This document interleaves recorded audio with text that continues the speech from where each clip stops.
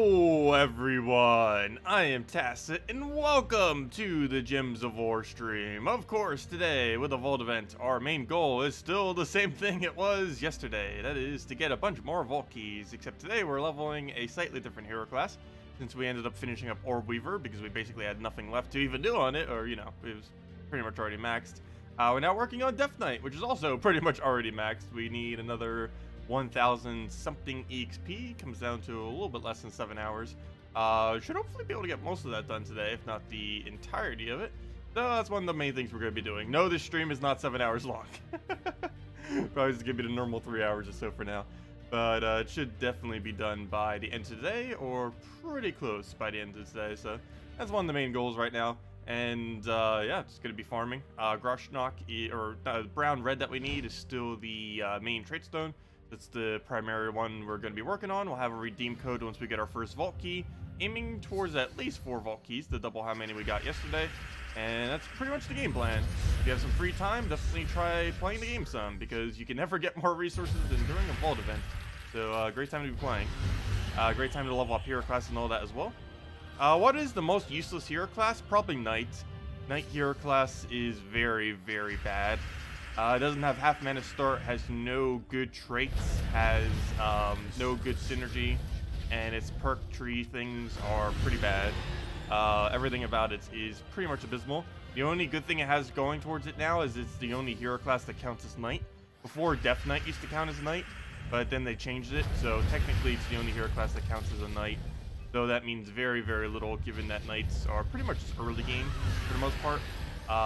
Their bonus is almost purely armor. Sword's Edge bonus is nearly purely armor, which is the worst bonus you could ever have. And there's nothing really even within the kingdom that boosts well on armor. So it's just a gigantic mess of uselessness. Yeah, I would have to say Knight class is the worst class in the game. At least things like Warden you occasionally use in like Beast teams and stuff, because of half mana start and just for the synergy with Beast. But Knight doesn't quite have the same. Hey, already got one event key. Unfortunately, that's not a vault key, though. Hello, everyone. Hello, Ziplom. Hello, JZG. Hello, Captain. Hello, Skeleton King. Hello, Wizzo. Hello, Michael. Hello, Bird. Hello, everyone else. Welcome. Hope all of you are having a good weekend so far. And good morning. Oh, no, the dreaded 1 HP. If only Sunbird had 1 more HP. Soon it will. It's only a matter of time. Also, what on earth was that freeze right there? I think my stream just froze, too. Super freeze. What's with the lag? Game? Everything? What just happened? Wow, that was like a gigantic lag spike of everything. That was weird. Are vault rewards sometimes boosted? You didn't see it mentioned in this event? Yes and no. There's technically every vault event a ever so slightly higher chance that you get vault keys off of a vault key. But it's so trivial that it doesn't really mean much. But that's the only thing that ever gets boosted during a vault event. Yeah, the answer to that is basically no, but technically yes. I've opened hundreds of vault keys and have never gotten a vault key from a vault key, but technically it is slightly more common during a vault event. Or at least that's what they mentioned in the past. I'm not sure if it actually still is the case.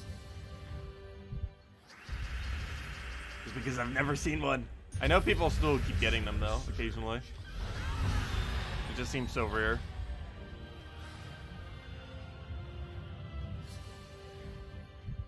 You got a vault key in a vault with 250 gems. That is a lucky vault key, that's for sure.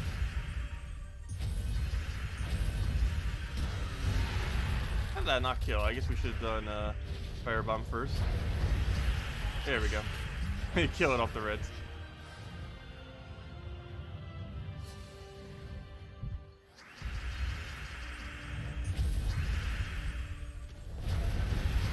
Hello, Mr. Jesse. Hello, Josh. Welcome, welcome. Yeah, great time to try getting Centric Sparkle Sack as well if you don't currently have them for gold boosting teams, as well as just like Bronze Lock Pistol, Bonnie Rose, and Skeleton Key related teams. He's not at a higher drop rate, but of course you can just farm a bunch of Vault Keys this weekend, so technically the easiest time to get him, even though his drop rate's still exactly the same. Just because you'd be able to get more Vault Keys than normal, which means more chances. You got 4 major blues from opening 10 vault keys. That is insanely lucky. You could open 10 and probably get a green, a orange, and a green.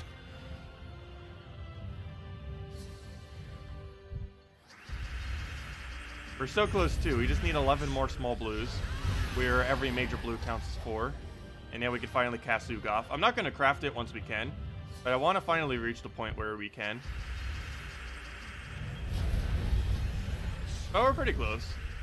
By next vault event, I mean by next, yeah, definitely by next vault event. By next bounty hunter event, by the end of it, I'm hoping that we have all the orbs we need for it. And we should. We could theoretically even have it this weekend if we got super lucky, but that would take a lot of luck. We'd either have to get 3 major blues, or we'd have to get 2 major blues and 3 minor blues. Both of which is probably not happening. Hello, David! Welcome. It is technically possible, though.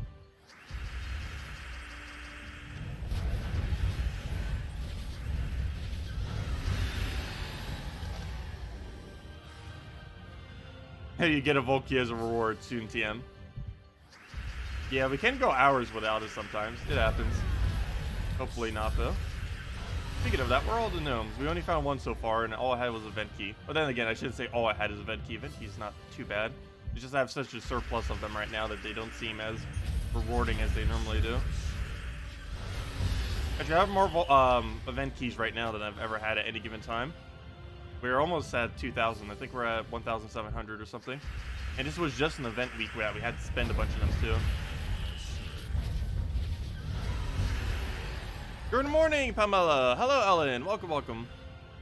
Why do you do the Warrens a lot again? And any strategy?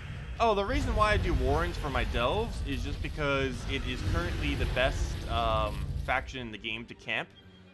Basically, once you've maxed out every single faction to level 500, or even just whenever you feel like doing it, you can start camping a single faction in order to farm shards. The main reason for this is, for whatever reason, they do not increase the rewards as you go deeper into Delves.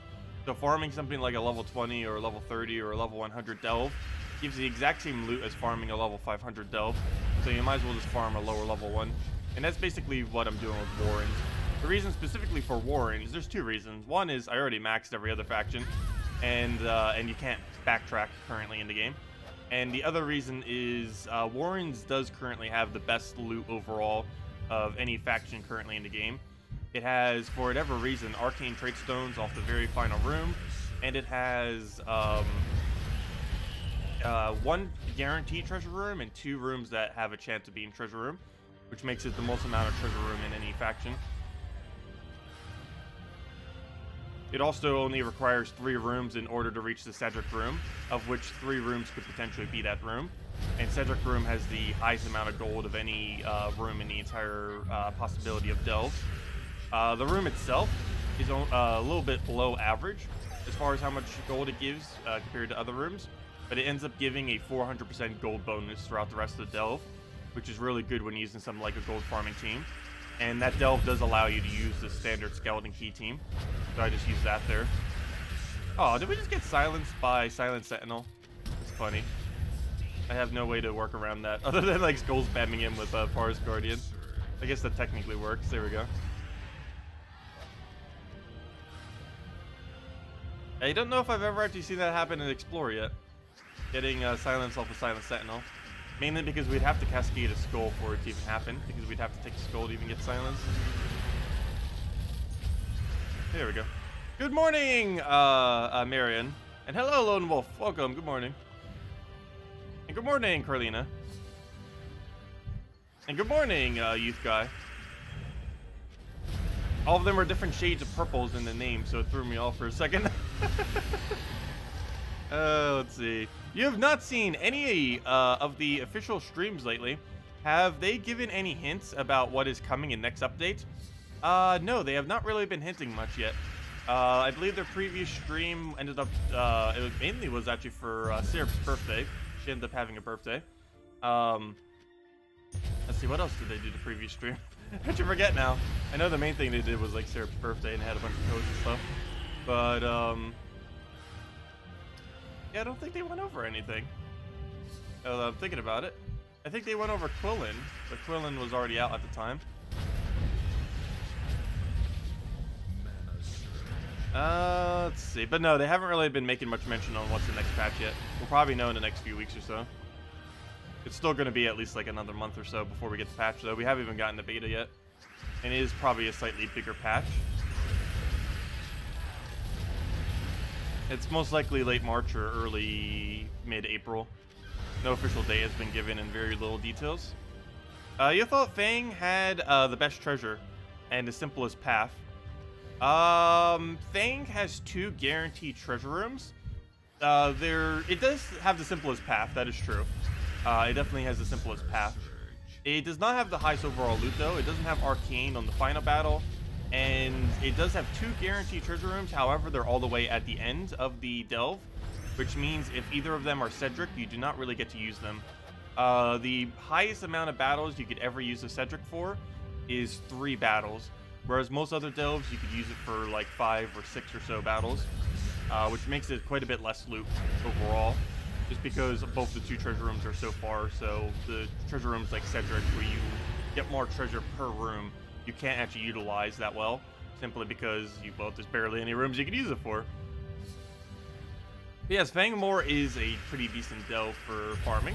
I wouldn't say it would be the best one to use, but it is one of the better ones. It's either second best or third best, depending on how you look at it. Probably second best. So it's definitely not a bad option. Orange is just better, though.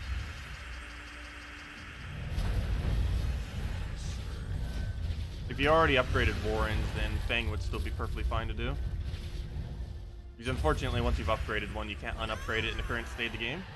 So hopefully add some kind of feature for that in the future. But as it currently stands, once you level up a delve, you cannot go back. And that counts either through the event or through just the normal daily ones that you use. Both of them are permanent.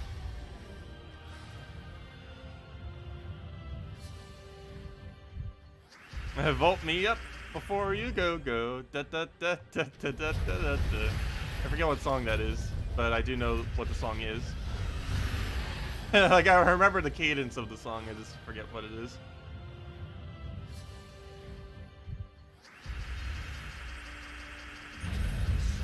Let's see, we'll get Sunbird down. So where are the Vokies? Actually, we're on the current drop rate. Only been going for 13 minutes, and we got 2 gnomes so far. About 1 every 5 minutes, approximately, give or take.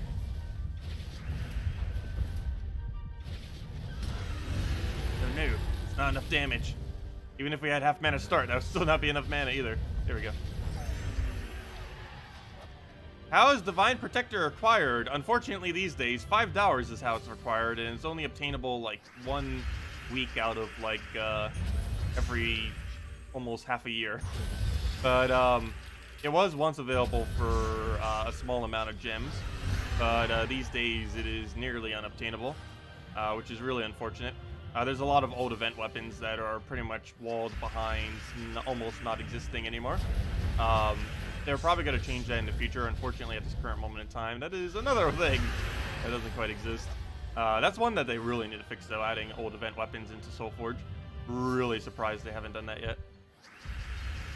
I assumed that's what they were going to do when they mentioned it was going to be weapons in Soulforge, but then they did something completely different than that. It's something they're likely still going to do in the future. They just haven't decided what format they want to do it in yet. It's taken them a while. It's been years now. Yeah, we win really quick. About 1 every 15 seconds, approximately. The quickest win you could possibly get is around 12 seconds. So you're going to average more towards 15. And it's going to be a little bit slower because I keep looking at chat and stuff too. But, yeah, it is possible to win around 12 seconds per cycle, approximately. But we're winning about 15 per cycle. Maybe even more towards 20. We're definitely doing at least 3 per minute. And that should be where you're aiming for most of the times when you're doing the Explore, unless you're like super early game, in which case you should be aiming for about 2 per minute. But If you're like over 1,000, you should be aiming for about 3 wins per minute with whatever team you're using. And as long as your Explorer team is doing at least 3 a minute, you're using a decent Explorer team. Why do you think they made some weapons unobtainable? I don't know. It was something that they added pretty much right at the beginning of the game. After about a month after the game launched, they started adding a exclusive weapon every single week. And while many of these have come out through various methods throughout the years, some of them have been almost unobtainable since then. There's some weapons that are like 3 years old or so that have never been obtainable since they first launched. One pretty funny example is the 2016 rocket. Ended up coming out on the second year of the game, and it has never been available since the 2016, the very first week of 2016. But yeah, there's some weapons that are almost 3.5 years old that I don't think have ever been available since their day one release, or not day, or since the first time they were released. Yeah, hopefully it'll do something to bring them back. Most of them are pretty useless, but some of the more recent ones are pretty decent. Like the ones that have come out in the last half a year that aren't obtainable anymore. There's some really good ones like Earth's Fury, like Divine Protector, like Beastly Bow in some instances, and a few other similar weapons like those that aren't really obtainable. Oh, Trickster Shot is a pretty big one. All the ones that came in like last year that are really, really good, but for whatever reason they haven't really done anything with it. It's kind of strange.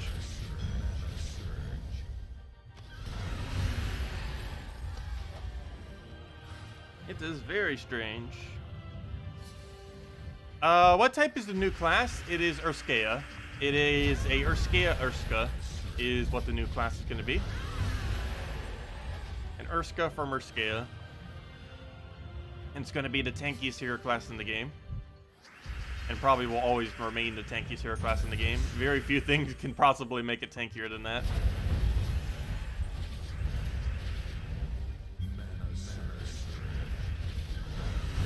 Hello, elites. Welcome. Hello, Kiza. Welcome as well.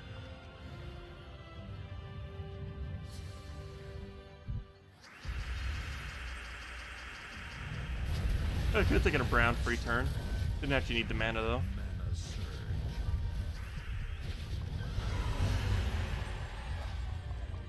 Yeah, Morale, Stone, and Guardian. What JC Jesus said. Hey, another gnome. Please have Vault Key, because every other drop you have is useless. Oh, never mind. We got diamonds. Well, diamonds are still useless to me. Diamonds are still useless. Yeah, new hero class is coming out next Friday. 6 days from now, we're getting another hero class. Very soon. Hello, Dane. Welcome. And hello, Kiza. Oh, never mind. I already said hi. Oh, grab that. Better hit. Float him. Dead. Good morning. Ha! Hello, William. We haven't used Maul for a while. Great Maul is still insanely good, though. Actually, the meta team that was used with him like 2.5 years ago is still really good. What is it? It's Great Maul, Mercy, Infernus, and Shegra. Really old team, but it's still pretty much just as good as it was then as is now. Though it's no longer the meta, there's a lot of things that are technically better than it these days. It's still really good, though.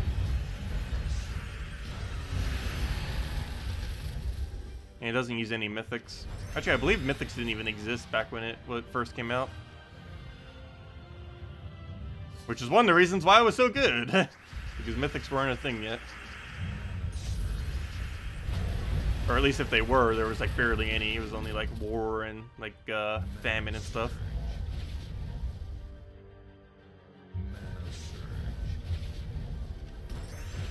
Is Queen Titania worth crafting before she leaves? She's a really good troop to have. If she's worth crafting, is questionable though. I would say somewhat yes. She's a really good high damage output troop. She's also really good for red Guild War Day and possibly usable for purple. Even possibly usable for delves. But generally you do want to avoid crafting as few legends as possible. Just because anything that you craft towards legends is diamonds you're taking away from mythics, and in the long run of things, you're going to be a lot further from crafting every mythic than you will be from every legend. But yeah, Queen of Tanya is technically good though. Really good to have. It's one of the highest damage output troops in the game currently, even though it's only a legend. And it can make any team just basically boost up their damage, assuming it's cast oriented. Obviously, it doesn't really help with skull spam, but anything that's doing really high cast damage is going to be good with it. Assuming you already have something like Infernus, it would make for really good synergy with them. Even though they share the exact same color, the Fairy Fire alone makes it worth it. But there's two troops that basically do what Queen of Tanya does, herself and Glitter Claw, and either or tends to be fine. Queen of Tanya's is a bit better of an option, but just waiting until you randomly get one of them tends to be the better way to go. Would Shegro work well with Infernus? No, mainly because it denies red just a little bit too much. Also, one is focused on skull spam, whereas the other is focused on casting. They would synergize together. Not necessarily the best of combos, though, but it would work. It would technically work.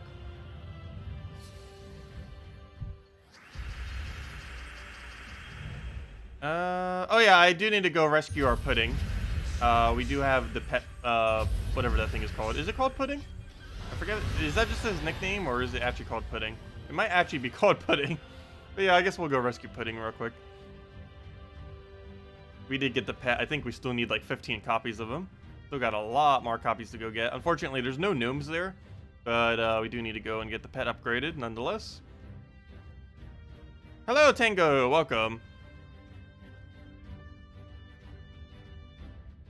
So it's kind of like more, no, it's not exactly like Rune Priest. It's actually going to be quite a bit better than Rune Priest. Well, maybe not better. Better's a strong word. Oh no, would it be better? In some instances, it would be better. But yeah, the biggest benefit that we'll have is Morale Tree is actually good on this hero class because it's Urska. And Morale Tree has one attack, I believe, to all Urskas per turn, if I'm not mistaken, which normally would be completely irrelevant. But on a Urska hero class, that's actually pretty decent. But yeah, where's Morale? I think Knight has Morale. It's normally one of the weaker trees. However, or don't change, customize. However, it has this. All Urska allies gain one attack every turn. And while that's normally useless, on an Urska hero class that you're using like 3 or 4 Urskas on, that is a lot of attack gain on top of everything else that you'd already have off of Stone Tree and Guardian Tree. Yeah, it's not going to be that bad at all. It's going to be really tanky and keep gaining attack. And Urskas in general use attack very well as well, so you'll have that to synergize with it too. So it should work out pretty nicely. Anyways, pet time. So, it is called Pudding. That's cute. Oh, we only need 11 more copies, not 15. Well, we're almost there. Just run Skeleton Key against it.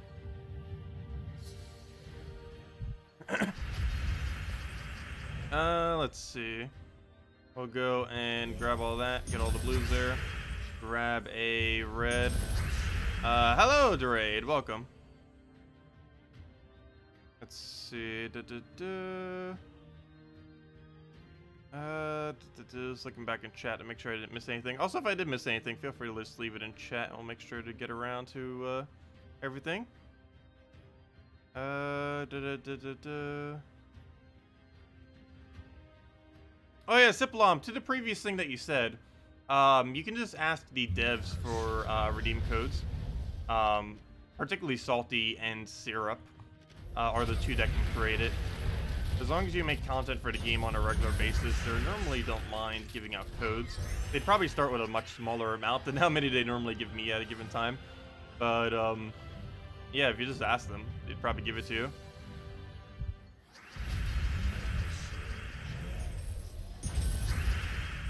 Let's see.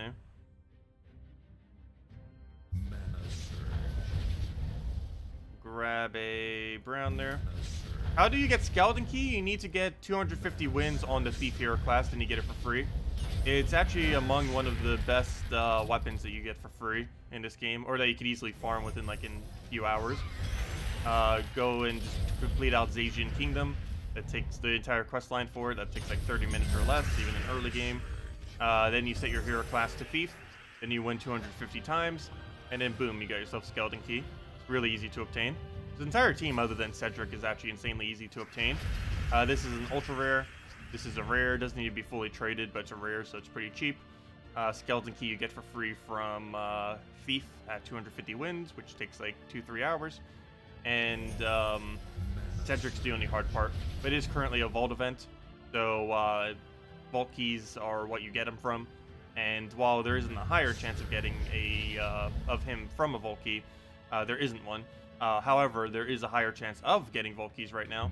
So just get a bunch of Vault Keys and hopefully get them. But yeah, Cedric's the only hard part about this team. But once you get that, you basically have the whole thing. You can run it without him. You can run like a Apothecary or something with Merchant there, or just anything for mana accumulation, like a Gimlet or something. But it does work obviously best with the Cedric there, because of how much gold bonus it gives. 100% gold bonus is really high. Basically like a Fair Shra. Even though it's not a mythic, it's essentially just like a Fair Shra, except it does gold instead of souls, essentially. Also, what on earth is this bad board? Let's take that for now. Grab a yellow free turn right there. Get the last little bit of our mana, take a brown, get a free gold, dead off of that. There we go. A little bad board. Wow. Okay, we'll take our red there. Grab that, destroy everything. Yeah, and Dragon's Eye is obtained from 250 wins on the Dragon Guard hero class, which is from the Dragon's Claw Kingdom. Same premise. Oops, that's not what I meant to click. There we go. What's your favorite troop type? Let's see. Dragon. Definitely dragon. We need more dragons. Quillen was a nice addition, but it doesn't really synergize with dragons that well. I like the troop art, though. Oh, wait, never mind. It's not even a dragon. It looks like a dragon. Close enough. It looks like a dragon. But, yeah, dragon typing. For sure. The biggest thing holding them back is they don't have a half mana start or 40% mana start. I have a feeling they'll make it 40%. But, even that would still help them out a lot. Hopefully it'll be at 50% though. Dragons with 50% is going to be the funniest thing to ever come to this game, probably. Because it probably will be new meta if dragons ever get 50%, mainly because of Wardbreaker. But there's plenty of other options that would also make it like that.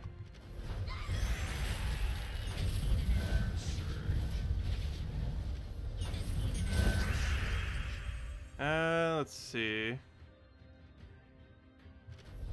What do you need to do to get Vault Keys? Basically, you need to play almost any location in the game. The quicker it is, the more chances you have for Vault Keys.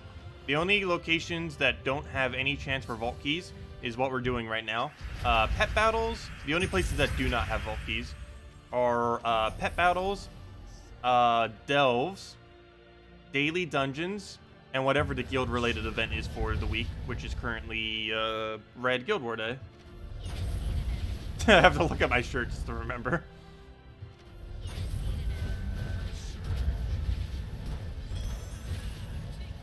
But yeah, those are the only locations that don't have it.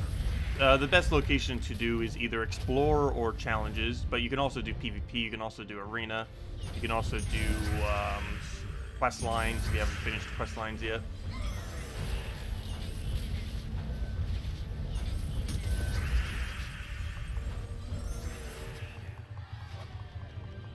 So we're about to gain a level.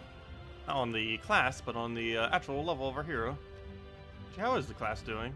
Level 80. We're almost there. 12 more levels to go. Probably about 1,100 more XP or so.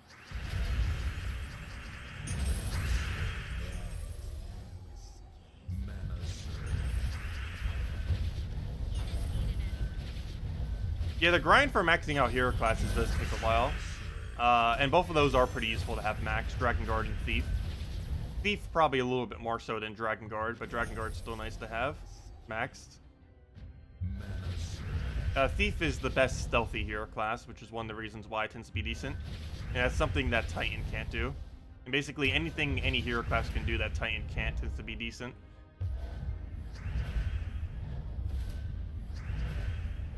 Otherwise, Titan just gets used for everything else. Let's see. Looks like a yellow. Wow, why do we keep getting such bad forwards today? Normally we get them occasionally, but we're getting a lot of bad ones in a row. Or at least very close to each other.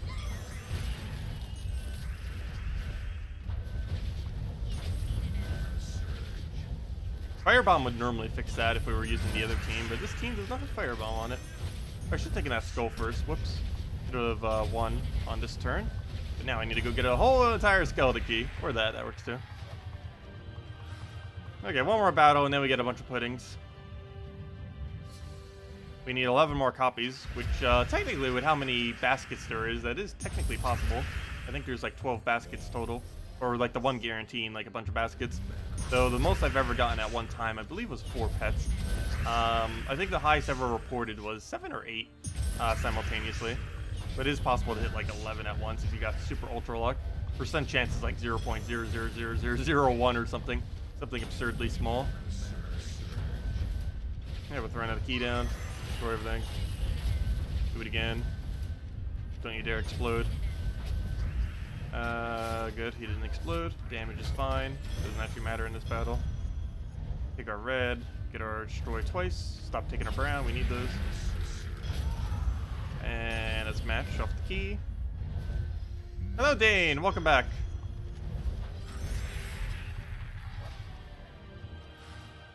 There we go. Grab that. How many did we get? 3 copies. Not bad. Now we need another 8 and we'll be good to go. I say 8 because it doesn't update. It's kind of weird that it doesn't update to when you get those rewards. If we go back to that screen, it'll update. So for example, if we go back there, it should say 8 now instead of 11.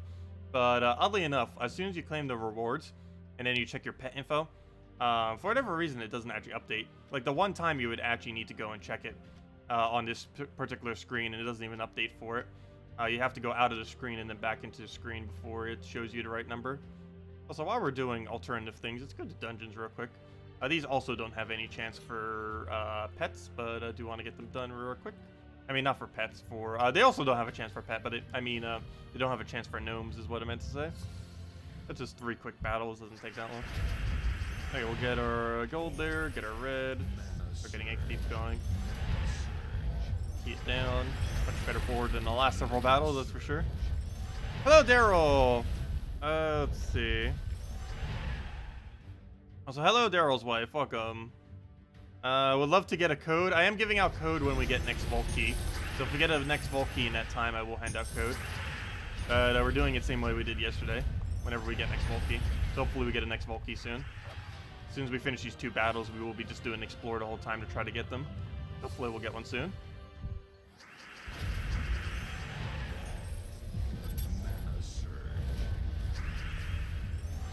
Oh, sorry, you said bad luck. My bad. I read that wrong. It's still early in the morning. Okay, we'll get the key down. Boom. The other one. Grab the key. And down it goes.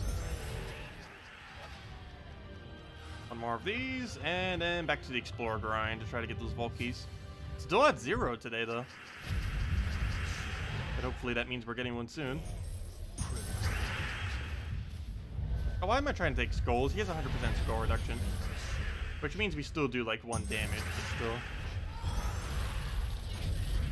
Because mitigation never actually lowers it all the way to 0. I wish Stonehammer actually did have 100% skull reduction. It's not even that broken, and it would make him actually viable. There we go. Okay, so that's that. Let's go and go start the Explorer grind again, or continue it, I should say.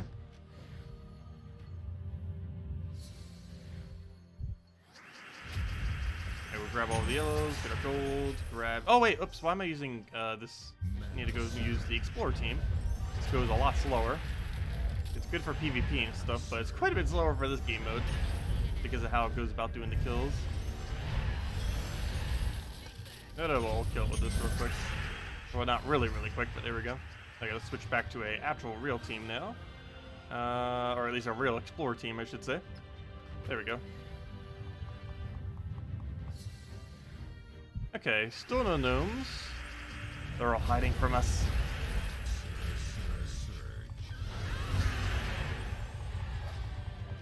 We might gain a level before we gain that gnome. Okay, we'll go and we'll take that for now, just to get a little bit of mana. Almost full mana. Sunbird in there.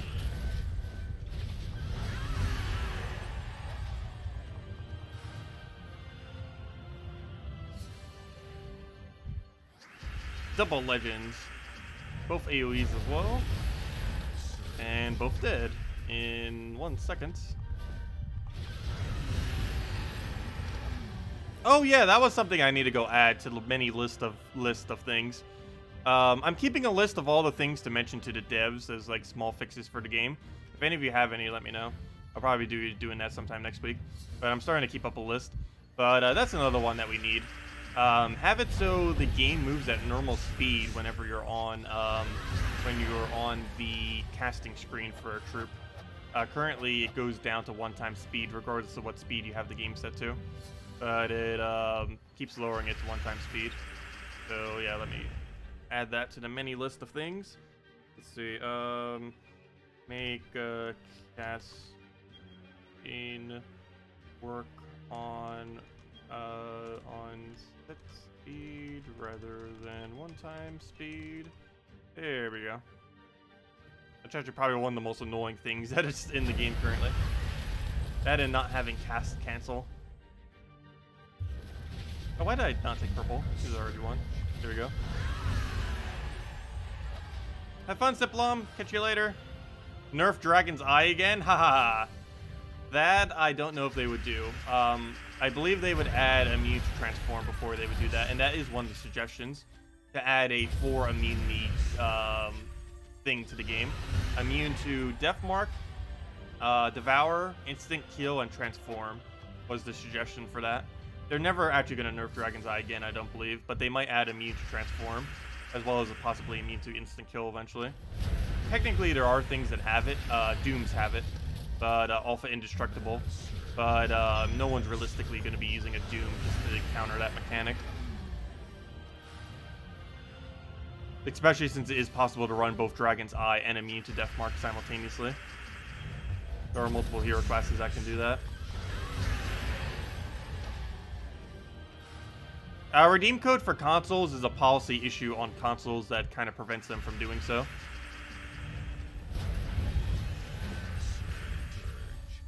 I believe if they ever release on Nintendo Switch, they won't have that issue.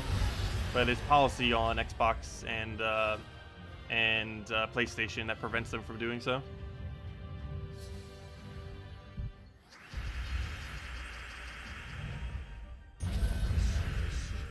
Oh, so where's all the gnomes? Going on like a gigantic dry streak now. Haven't gotten one for like 15 minutes. Well, half that time we've been doing pet and dungeons, but still.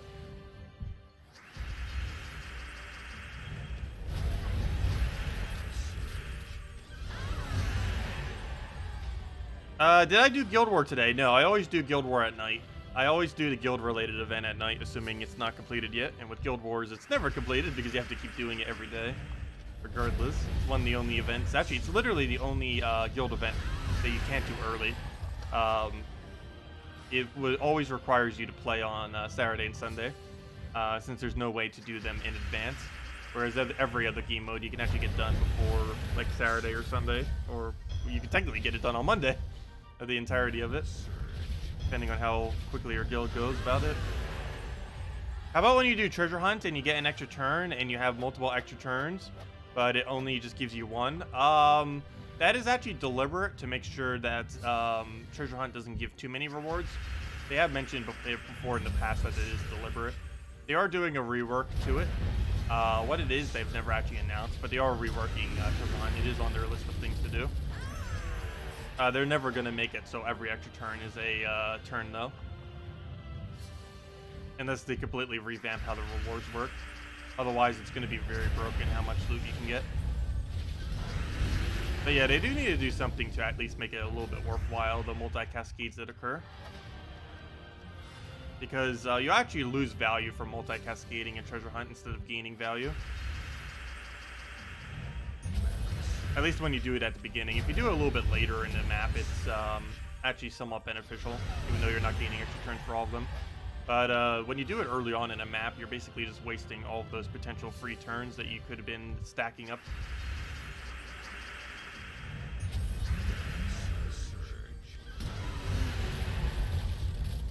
I highly doubt they would ever make Cleanse fix your order, but that would be interesting if they added an immune to move troop. Other games that implement movement mechanics do have some way to have immunity to move. So, yeah, I never thought about that. But, yeah, I'll go add that as one. Immune to move. That's an interesting aspect. Let's see. Seems like it would be hard to code, though. At least in the current state of the game. But yeah, immune to move. That's interesting. Definitely will add it.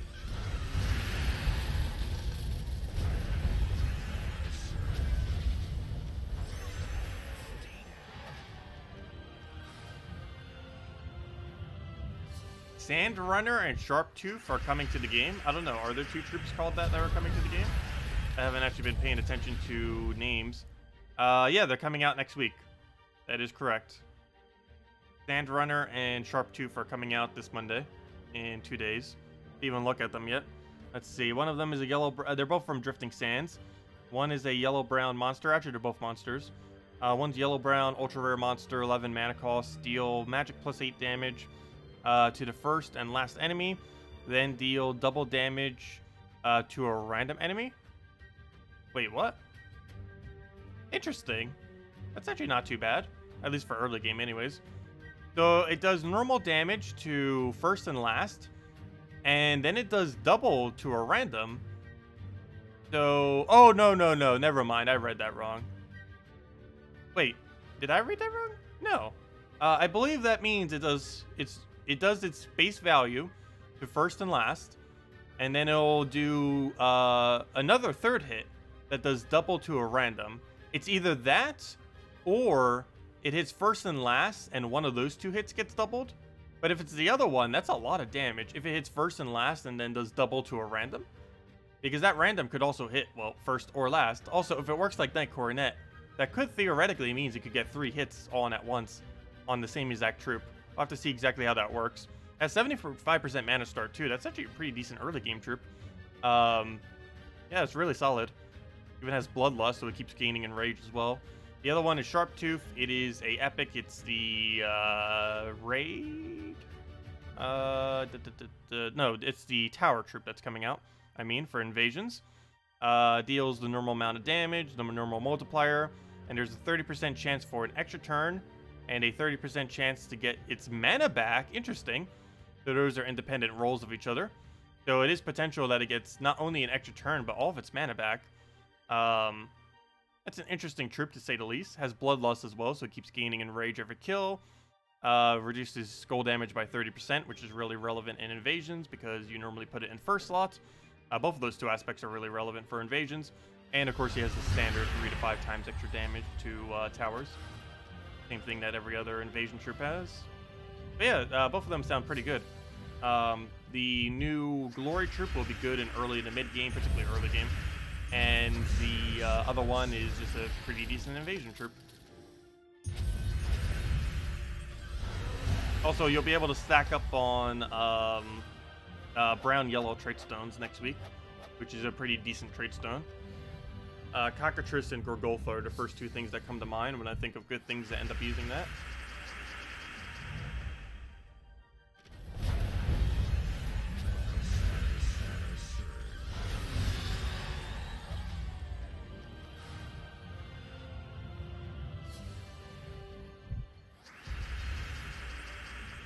Oh yeah, it is a little bit annoying that it takes so many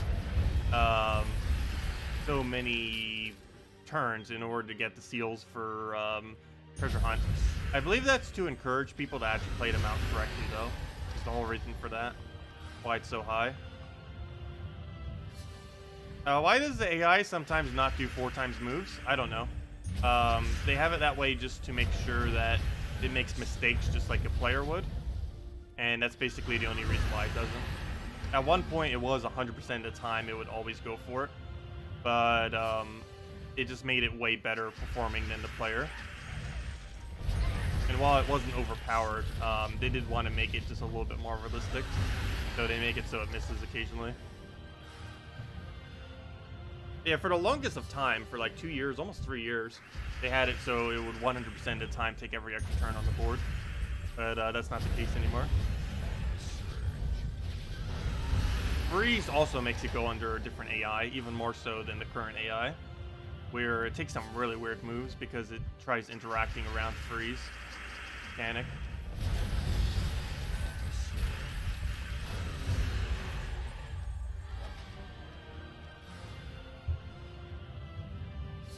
Oh yeah, it still occurs even when they're not frozen.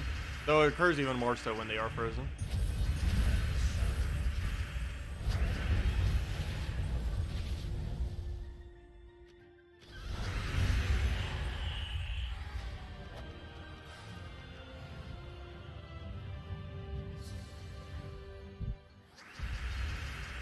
Oh yeah, that's a troop I didn't really use much, but it is still good. Wall of Tentacles. Still one of the better walls. I feel like Dwarven Gate's still the best of them. But it's probably second best in Thorn of Walls. The Wall of Thorns, I mean. The Wall of Tentacles. I keep calling it Wall of Thorns because it has the thorn skin thing. It kind of looks like thorns and not tentacles.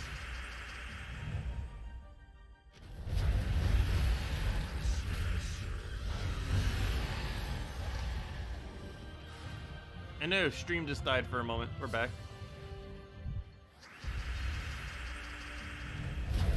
Okay, we'll go grab a red right there. A nice select turn from it, and get off of that. Gnomes haven't been going too well so far. The first drop we got of an event key is, oddly enough, the best thing we've gotten so far. Isn't a good sign for today. Yeah, we got Celestial, though. Working towards 800 Celestials.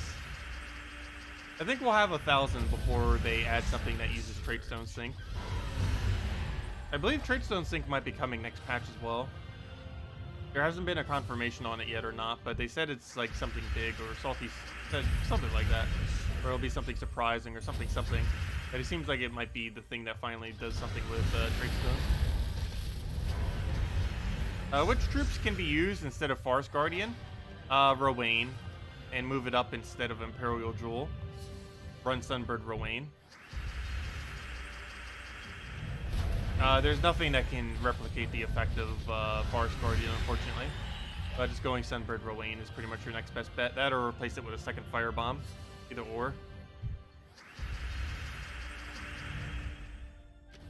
Either Firebomb or... Firebomb's a cheaper option. Or Rowain. But Rowain you get for free from Forest of Thorns anyway, so I guess they're both kind of cheap. Should you use a orb to make Egg Thief mythic? Do not use a major orb to do that, but if you're talking about if she's currently at legend and you want to go and use a small blue to level her to mythic, then yes, it could be decent value for you. But no, I would not use a major orb to do that. That would be a waste. Hello, Ziddy, welcome. Oh yeah, I noticed that the other day, and I still keep calling you Zeddicus. Ew, Glory Gnome, nice. Doesn't matter what the drop is, it's a good drop. Hopefully it's Volky though. No, you want to. Let's see. Oh, I could take a free purple. Well, luckily we still got free turn. Come on, Volky, or 1,000 glory. Worst possible drop. At least we got an arcane to make up for it. And even her worst possible drop is actually the best drop we've gotten so far. Which is kind of sad. I guess one event key could technically be worth more than that, but other than that, it's the best drop we've gotten so far. Oh good, we got another one already. Yeah, the best use of Major Blue is Zugaf ideally. Doom Troops or Guild Troops. Because they take so long to upgrade. Let's speak about so long to upgrade. Level 89 Deathknights. Only 11 levels to go. We're almost there.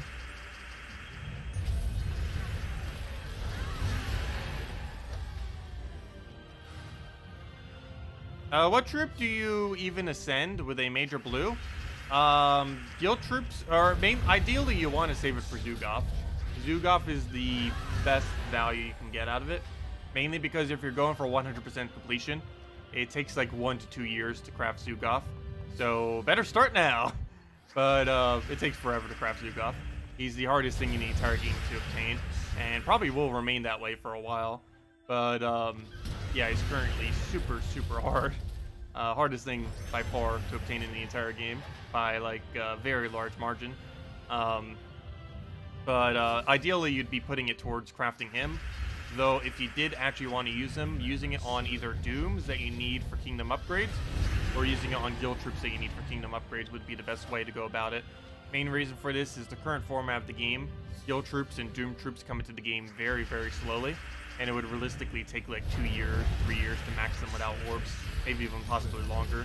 So doing the major blues on them on certain ones that you actually need in order to upgrade kingdoms would probably be your best bet if you're going to use it on something. Otherwise, you want to save them all for Zugoth.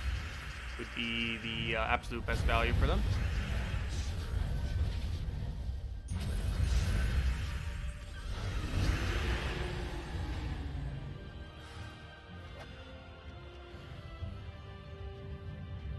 Your first 13 vault keys were found very quickly before they nerfed the drop rate long ago. Did they nerf the drop rate? I know they nerfed the drop rate on like the very first few hours when they first came out, but I don't think they've ever re-nerfed it since. They actually did like a buff nerf to it, but it was overall more of a buff than a nerf. Like they ended up lowering their loot, but they made them more common. Budget Warrens team? For deep Warrens? For low-level Warrens? For farming Warrens? For what? What specifically there? Because it would change based on which one you're trying to do.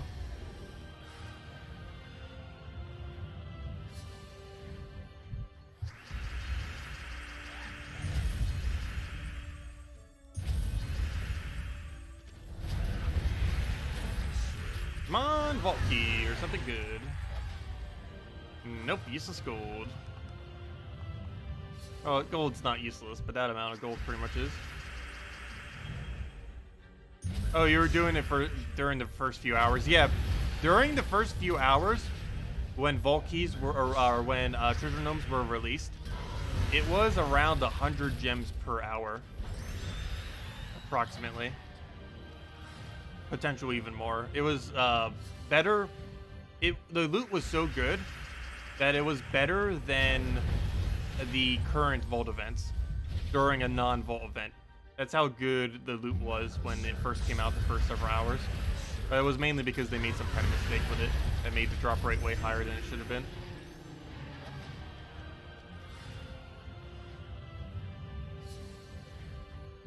Let's see. It's your first time seeing the Gems of War troop spoilers, so how it works, like, basically the release date is over to the left on the spoiler page, and all the right just has all the detail on it. But all the way to the left, it should say release date. Like, next to them, it says that they're February 18th, 2019, and all the other ones have release dates too. The only ones that don't have release dates are the ones that end up saying, December 31st, 2019. Obviously, those are not being released that late. It's just they haven't been announced yet when they're going to be released in the game files. So there's no way of knowing when they're actually going to be released. They're in the game files enough that they know they exist, but there's no release date attached to them yet. We know all the way up until August. At least as far as troops are concerned. I believe we know that for hero classes and a few other things too, though. Hello, George. Welcome. You just got here today. What do you mean doubling 4 vault keys? Oh, I'm trying to get 4 vault keys to 8. I basically just mean I'm trying to get 4 more vault keys when I say that. Currently, we're at 0, though, so that's not going over too well. But I basically just mean I'm trying to get another 4 vault keys. My goal for this weekend is 10. These days, I've been trying to set that as the goal for every single vault event. But so far, we're only at a total of 4 with 0 today, currently. So pretty bad luck so far. But it only takes 1 lucky hour to get them all.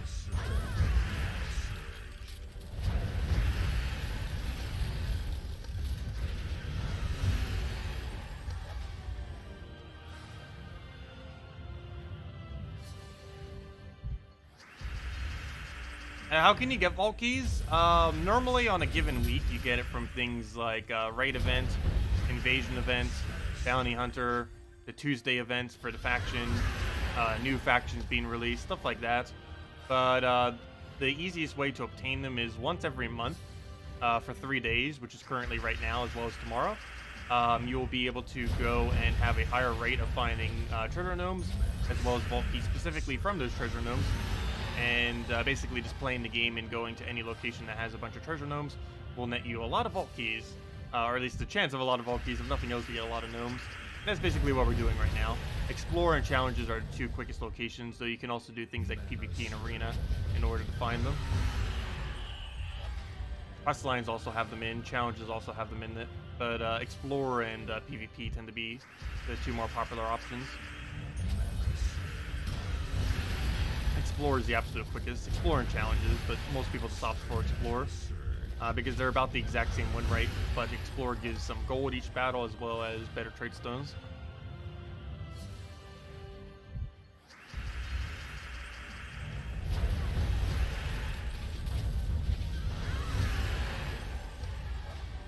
And we'll have a redeem code as soon as we get the first vault key. We'll still have one even if we get no vault keys, but we better get a vault key within 2 more hours. That'd be really disappointing if we don't.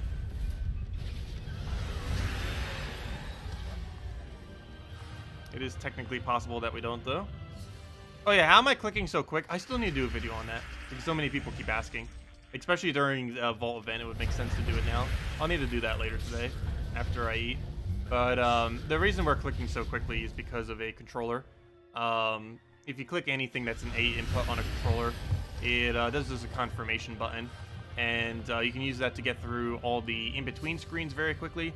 And you can also do it to auto-cast these abilities instead of having to click it, which makes it a lot quicker than anything mouse can do. As well as touchscreen is even quicker than that. It's basically the quickest you can ever play the game, is with mouse, controller, and keyboard. Technically, you would also need touchscreen on top of that to play it quicker, but it's a little bit hard to do it that way, and mouse is pretty much the same thing as touchscreen, pretty much. It's not that much slower. The downside of touchscreen is you're blocking the screen with your hands, because of how you would have to have your hands to click quickly on everything. Whereas mouse doesn't do that, of course.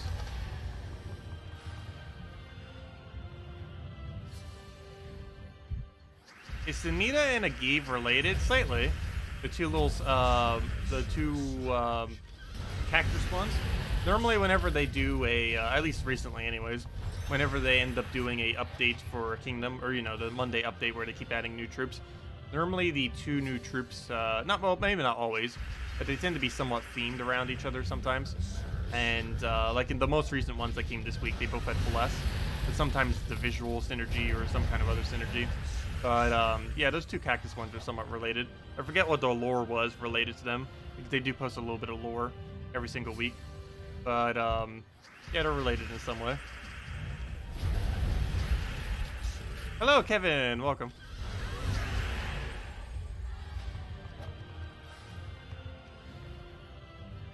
Yes, technically, if you're looking for minor trait stones, it's better to farm challenges. Oddly enough, Explorer actually has a lower drop rate of minor trait stones. It has a lower drop rate of minor and major trait stones. Its drop rate isn't, like, technically less. Well, actually, I guess it kind of is.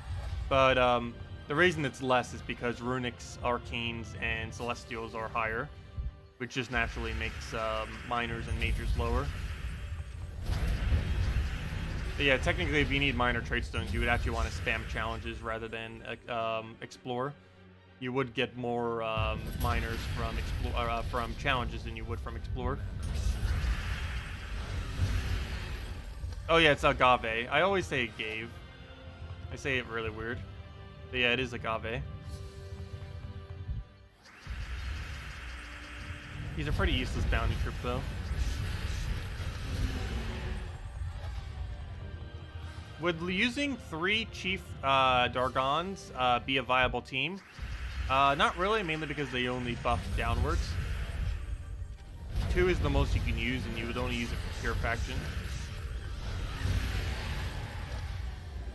5 gems. Nice drop, not a Valky though.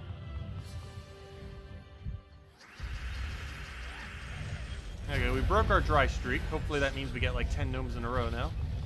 Come on, Valky, or 1,000 glory, either or. 500 glory, still better than 200. Basically like 2 200s and a bonus.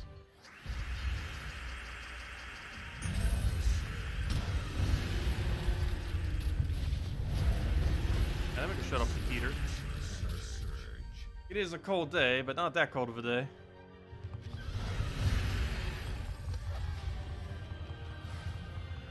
Also, we're on the final stretch for level 1,400. I forget if we get an armor or if we get +1 attack. I believe it's armor, but someone did mention it earlier that it was attack. So we'll find out in about soon, because we're about to gain that level. We're kind of close. It's the final stretch for it. Ooh, that's about half an hour or so. What are we fighting? We're doing Explore to try to get vault keys, just because it cycles very quickly. And everywhere has the exact same drop rate, assuming that vault keys can drop there. So, or assuming that gnomes can drop there, I mean. So, you generally want to do whatever you can win the quickest, and that tends to be challenges or Explore, either or. And we're just doing Explore because it gives slightly better loot overall, and it wins at essentially the exact same rate as challenges. At least with how high our stats are, it's essentially the exact same rate. Because all we do is one cast and then we win. Except that time. That time is a bad example. But normally it's one cast and then we win.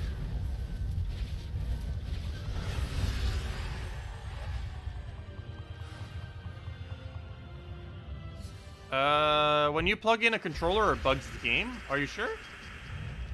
It might just be that the controller isn't compatible with the game. I'm not sure what the full list of compatible controllers are. I'm just using a Nintendo Switch controller.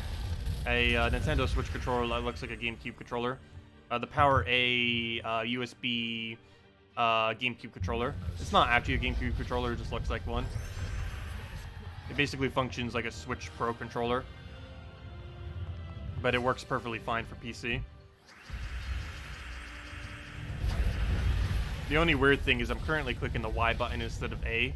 You can rebind that within Steam, but for whatever reason, every single time I keep rebinding it keeps undoing my my settings. So I'm just keeping it at Y button. It's because it's frustrating to have to keep fixing it just to make it work. Wow, that Celestial is better than the 2 diamonds. Why do you even consider diamonds a legendary drop? That is not a legendary drop. Also, I'm loving this gnome streak, though. Even if we're getting bad drops sometimes. Come on, something good. Nope, that is the exact opposite. I'd almost want those 2 diamonds. If it's gonna give us something that small. What is the highest level player you have ever seen? Oh, I actually know him. We haven't been talking too much lately, but I used to talk with him a lot. We even went to many of the same guilds together. But Deathknight. He's level 2,000 something. Low 2,000s, I think it's like 2,100. But he's currently the highest level in the game on any platform. I've been in like 4 or 5 different guilds with him. Also, a lot of my newer accounts have ran in his guild as well. He's been able to help them out. Who's my favorite troop? Probably Sunbird. It looks nice visually, has good damage output, and it's used for quite a few things. It can even frontline tank even though it doesn't have skull mitigation. It's because it keeps destroying itself out and reviving. But there's a lot of troops I'd probably consider under that category.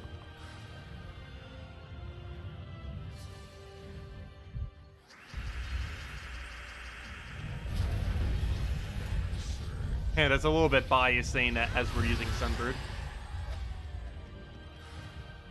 Because obviously it works insanely well for Explore. It's basically the best Explore option in the game. There's everything you would ever need an Explore trip to do, pretty much. Other than mana generation, but it creates a storm, which still works though. It makes our extra turn chance better off of Firebomb. 2,121 is the highest level on PS4. Very nice. Let me see. Let me go check Gems of War database. A website I actually haven't checked for a while. Let me go see what his level is. I don't know if it's completely up to date because I believe it only updates when you check the thingy thing. But let me see. What does it currently say? Hero level. Definitely Deathknight first. What does it currently say for his level though? This might not be fully up to date though. Let's see. Level 2,118 is what it is. Also, he ended up changing his name, but it's still definitely him. They level 2,118, but though that's probably not fully up to date though.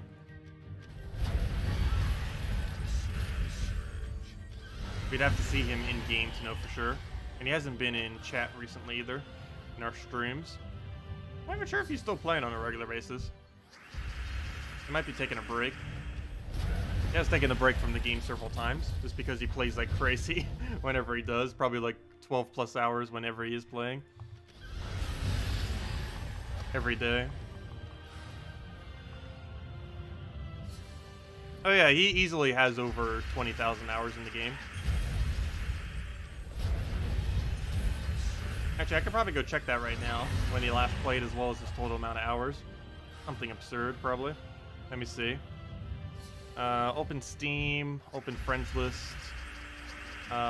His name should still be the same on Steam. Let's see, why is this page so broken? There we go. Let's see, is he currently playing now? No, he's not. Where is search option? Doesn't this normally have a search bar? What happened to the search bar? There it is. There's the search bar. Let's see, type in tech. There he is. Last online 4 weeks ago. Oh no, he dropped on off the face of the planet. What happened? He hasn't been around for a month. No wonder why we haven't seen him for a while. He has 19,398 hours in the game. Last played February 16th. Oh wait, never mind. He's been playing. He just keeps his account offline. Never mind. But yeah, he has almost 20,000 hours. Give it like end of next month, he'll easily have 20,000 hours in the game. But he's currently sitting at 19,398, the highest level on PC, mobile, possibly in the entire game as well. Yes, it's very, very high. I think we're currently at like 8,000. Let me see. He has more than double our current playtime. Let's see. We've both been playing for the same amount of time as well. Pretty much since the first day game started. Why is it not going to my profile? There we go. Yeah, we're at 8,092 hours. And he's currently at 19,382 or whatever I just said. Hours played. I've never even seen anyone with over 10,000 hours in a Steam game. But he has double that. I shouldn't say I've never seen it. We've seen him. But, you know, I haven't seen it for any other game, I mean.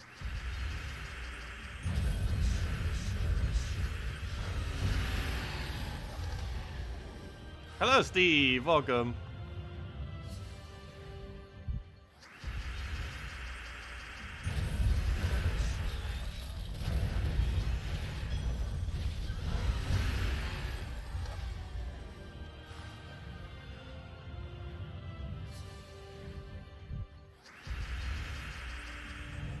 Oh yeah, Deathknight's account is only played by one player. He is the highest level, even if people pass him, he's probably the highest level to ever obtain that level with only one person playing the account. Even the first person who ever got level 1000 in Gems of War, who wasn't him, ends up using multiple people playing the account to get there. I don't think that's actually a bannable offense though. Unless you use it to exploit leaderboards. But even then, I don't know if they really even bother banning for it. To my understanding, it's not actually against game rules. But I'm not fully certain on that. They've never really been... they never really, like, tried pressing it at all. Like, they don't mind, like, when people casually, like, share an account.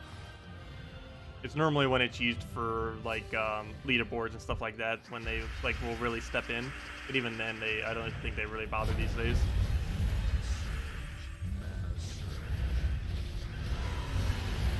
I've used almost a whole year of my life spent playing this game over the course of 4 years. Yep, pretty much.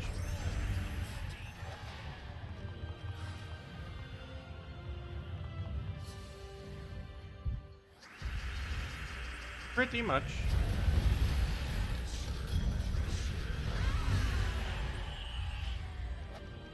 Because I have played pretty much a few hours every day since release. Actually, what does that come out to? Let's see. That comes out to... let's just say 1,400 days played so far. Divide that into 8,100. 1,400. That means on average we've played almost 6 hours each day. It seems high. I guess there have been days in the past where I have played a lot more. Also, these days, that is counting some idle time as well, because I do occasionally nowadays. I didn't in the past, but nowadays I do keep the game idling sometimes in order to take tribute. Okay, well, we'll take our reds there. Get our blues. Grab Sunbird.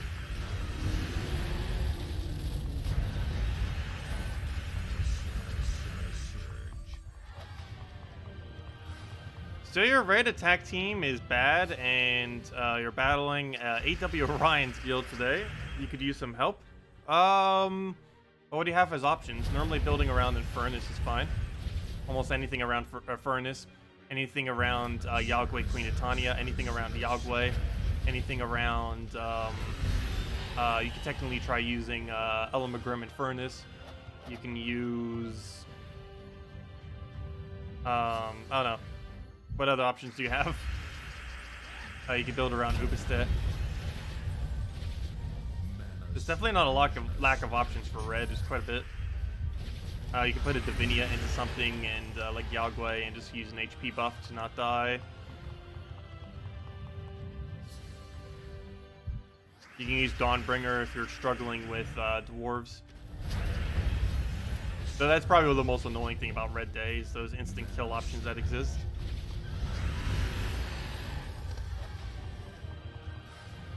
Also, hello Steve, welcome.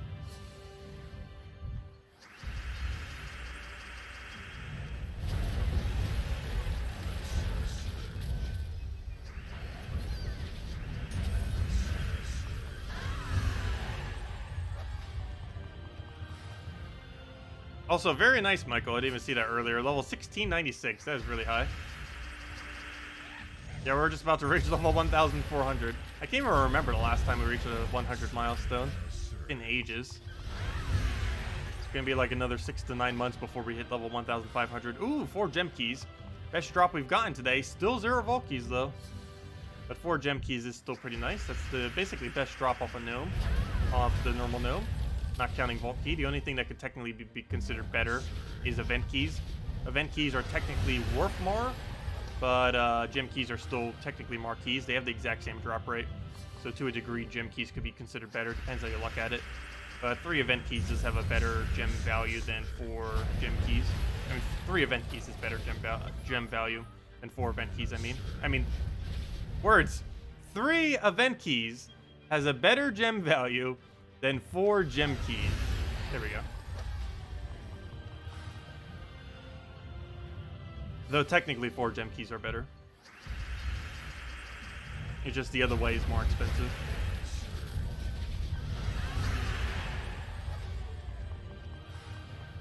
And I still feel like they overprice event keys currently. They should only be like 25% more expensive than glory keys. Than gem keys, Right now, they're currently 50% more expensive.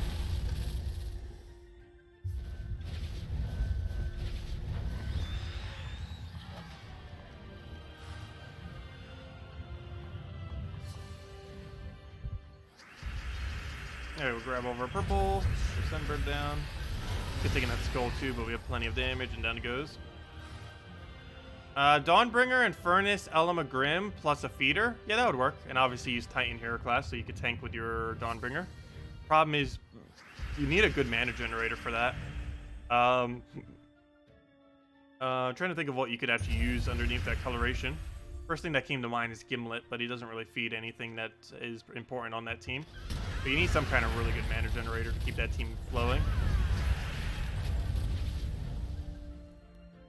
And you might even need to put it in front of your Infernus, because the way you currently have it set up is going to give mana way too slow with what you currently have.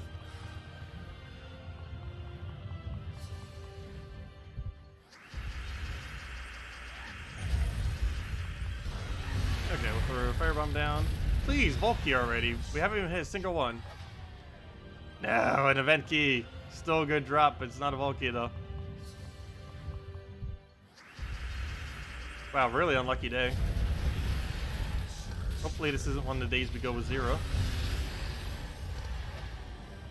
At this point, I should change the title to hopefully we get 1 Valky. It's only a matter of time, though.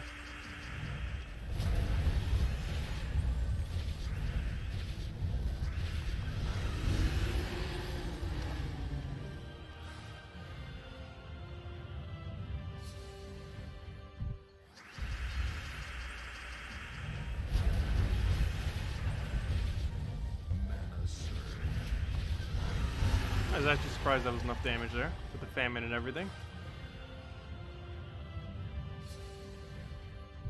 Oh, you can build around Wardbreaker then. I didn't realize you had Wardbreaker. Just building our entire team around Wardbreaker is pretty decent. You can even feed it with Alchemist, because it's Red Guild War Day.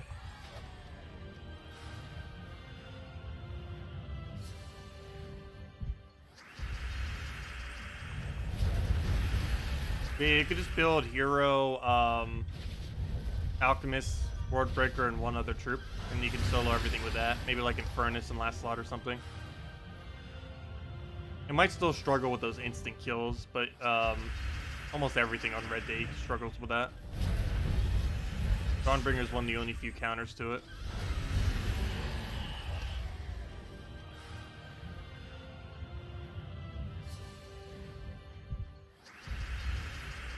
Event keys only give event troops. They would never make it do that. It's actually beneficial that they don't only give event troops.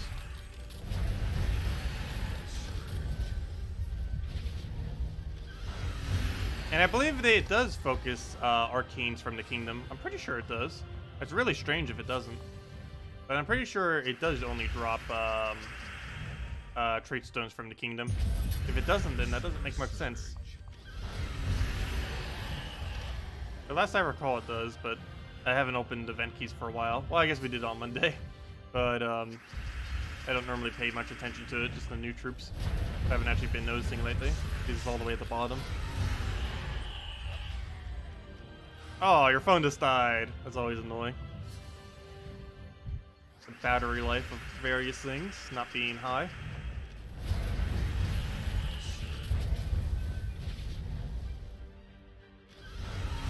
I do have to say, with the Nintendo Switch, even though the console's battery life is pretty bad, it normally only gets like a few hours, the controller battery life actually isn't that bad. It can last like 20-25 hours and still be good to go. That's like a really, really long time. It's pretty much enough to play any one session that you would ever do.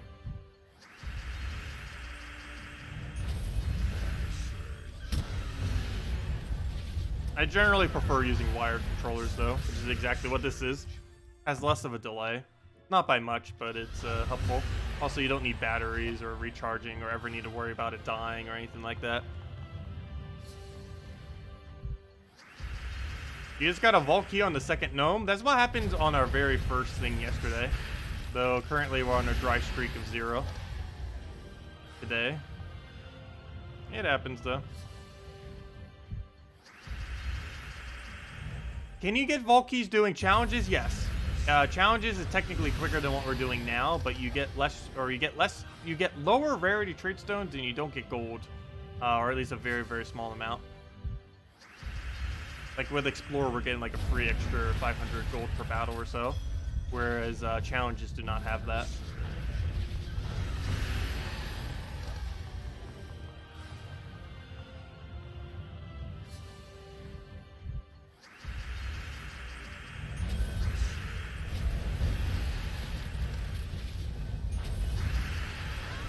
There we go.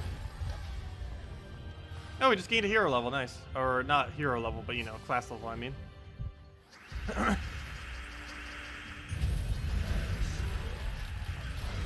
now we just have another 10 levels to go.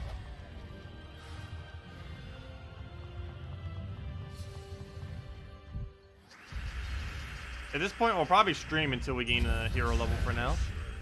Seems like a nice little milestone to go for, however long it takes. And at this point, we'll have a redeem code either when we hit level 1,400 or when we get a vault key, whichever one comes first. At this point, I almost feel like we'll gain a level before we gain a vault key. how bad our luck's been today.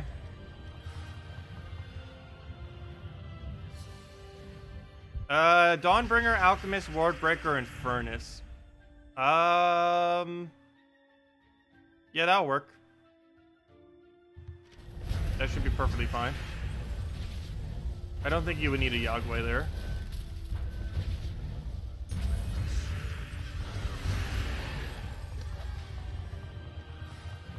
But then again, I don't know. Well, and Furnace would still stack within Wardbreaker.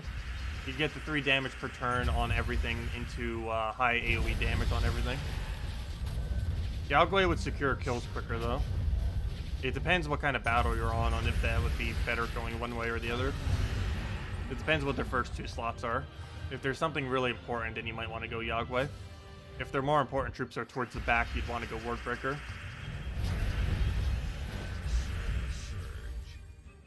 Because then Furnace is just going to hit them randomly.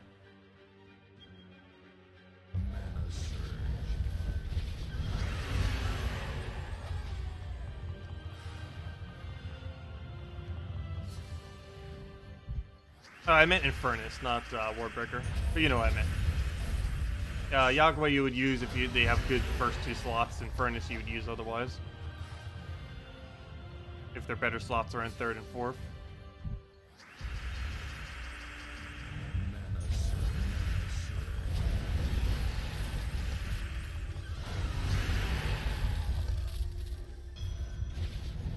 Come on. There we go.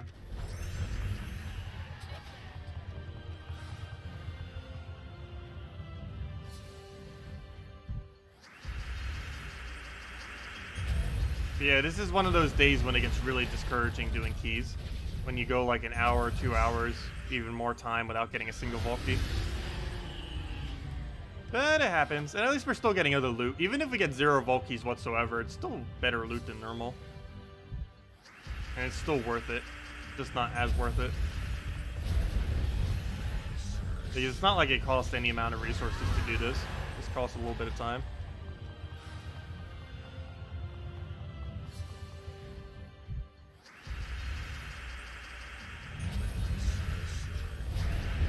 You can still one-shot kill everything on hard if you want a tiny more EXP. That's not always the case. Yes, most of these battles we'd still be able to one-shot, but there's also battles that we're not even capable of one-shotting. If we want more EXP, we'd probably just do challenges. You can up the difficulty a lot on challenges, because you're fighting the exact same useless battle every single time. So there's a lot more leeway and room to improve as far as how far you can go with it. But yeah, you would have a lot better time trying to get higher XP off of doing challenges if you were to bother going for it. It has a lot higher consistency than Explorer. The problem with doing that with Explorers, you do occasionally get those battles where that 10% will cause you to delay the battle, in which case it's definitely not worth it if it even does that once. But in Explorer it doesn't matter, because in challenges it doesn't matter. When you put it up to Warlord 1, 2, 3, whatever you end up putting up to get your EXP, that you can still one-shot the entire team, simply because it's the exact same thing every time, and you never need to worry about it being stronger. And if a gnome appears, it just makes the battle even weaker, so it works out perfectly. But no, you can't really do that for Explorer. You technically could try, but it's gonna cost like a minute every hour, and overall it's basically giving you the exact same loot, technically less, because of the slowdown that it has.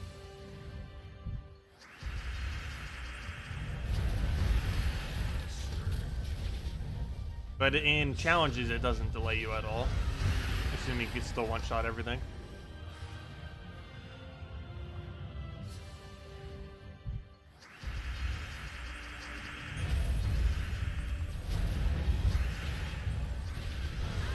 Yeah, challenges are better EXP than doing this. If we technically wanted to rush up our hero class, we'd be doing challenges right now, not Explorer.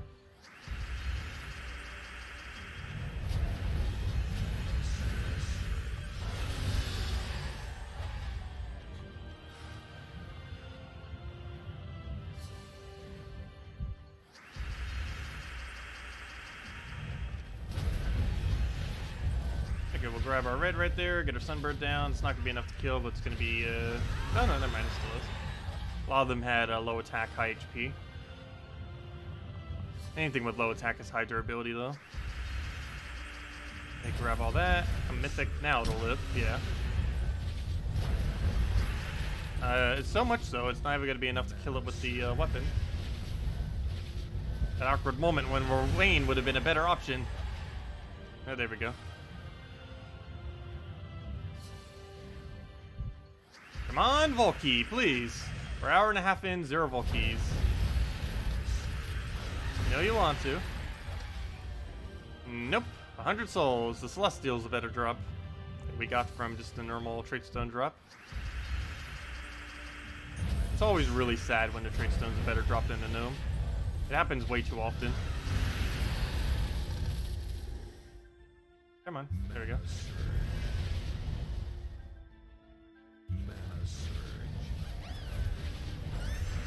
I keep thinking Blessed is barrier sometimes. Because it has like that flashy yellow coloration to it.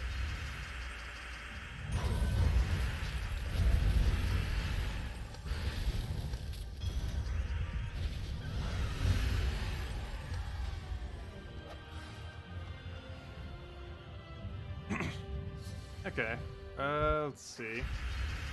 Go get another explosion down. Wipe everything with Sunbird.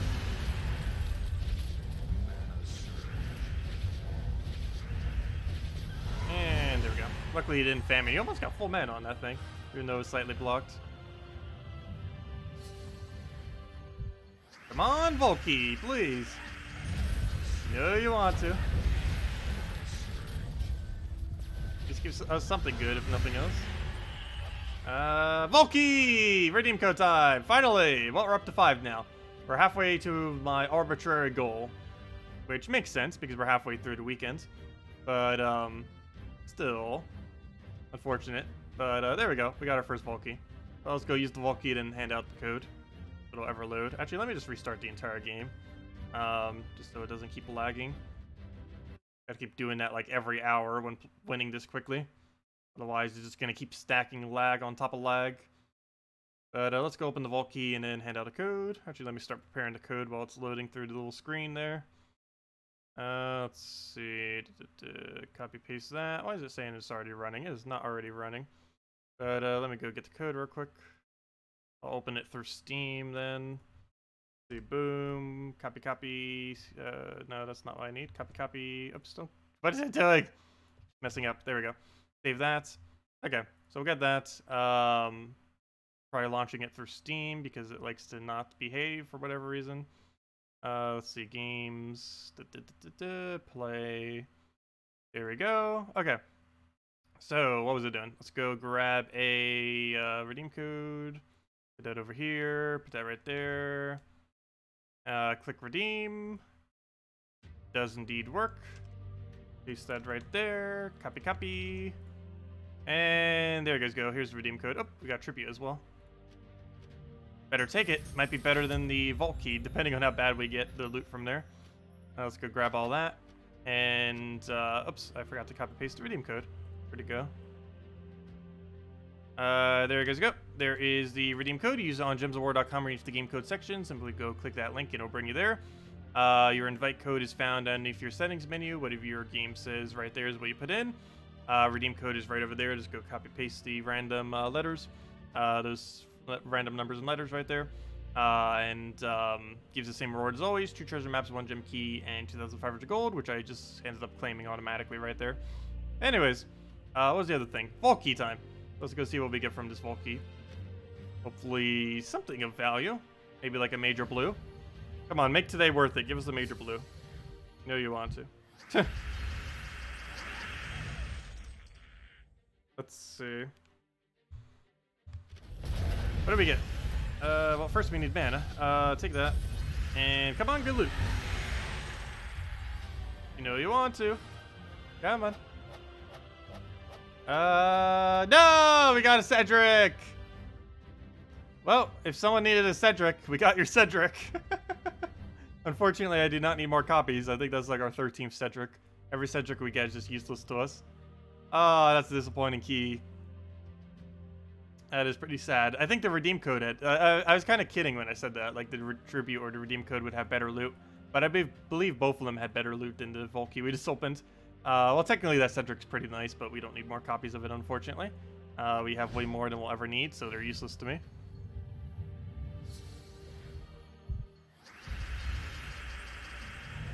Oh yeah, it does have JZG in the middle. That's funny. I didn't even realize that until you just brought it up. That's funny. I don't make the codes though. She just puts them in some kind of randomizer or something. I'm not sure. But yeah, I don't make the codes. So that is pretty funny that it came out to be JZG. I already have that pet maxed. I don't need to do that. Already maxed.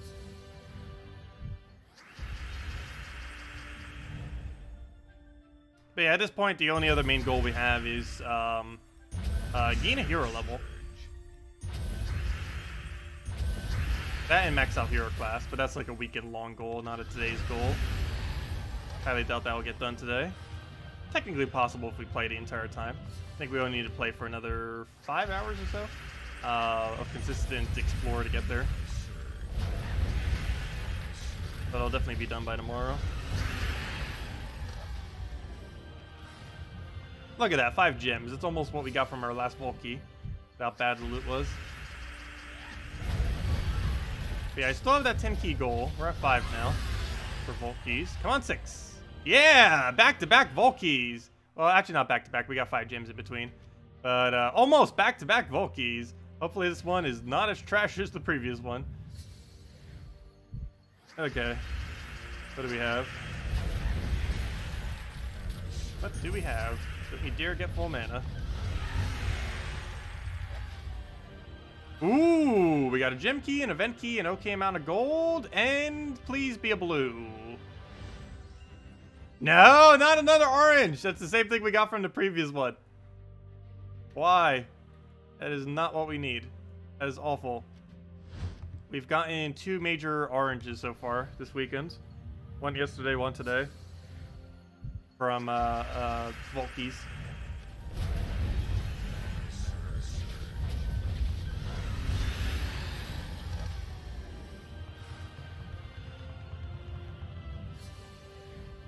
Wait, you got a vault key from a vault key? I've still never seen that. It is possible. Let's see. Oh, you highlighted the JZG in the code. That's funny.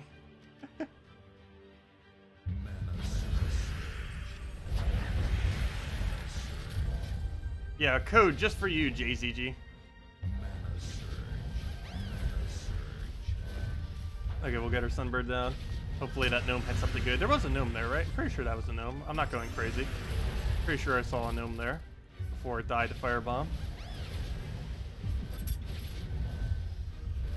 That or I'm starting to see gnomes everywhere. Pretty sure there's a gnome there though. Normal gnome. Yep, exactly so. Useless drop though.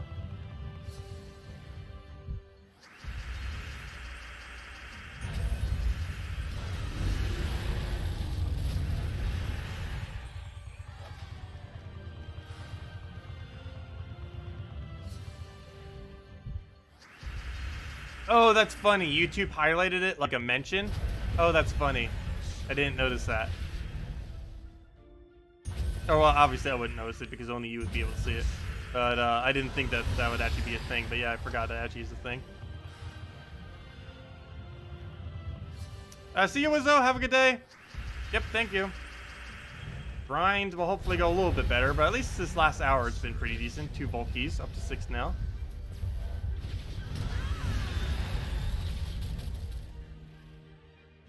Okay, all that's bad. Let's take that for now. Try for the right off the top. Didn't get it.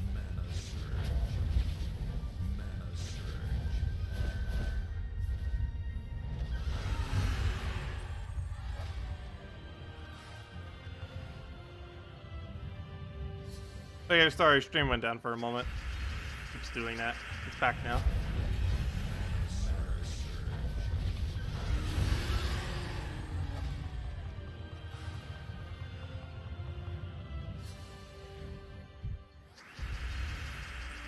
Grab over purple, Sunbird. The purple sunbird. Actually, technically it is purple. Hey, we got Celestial from it too. Nice.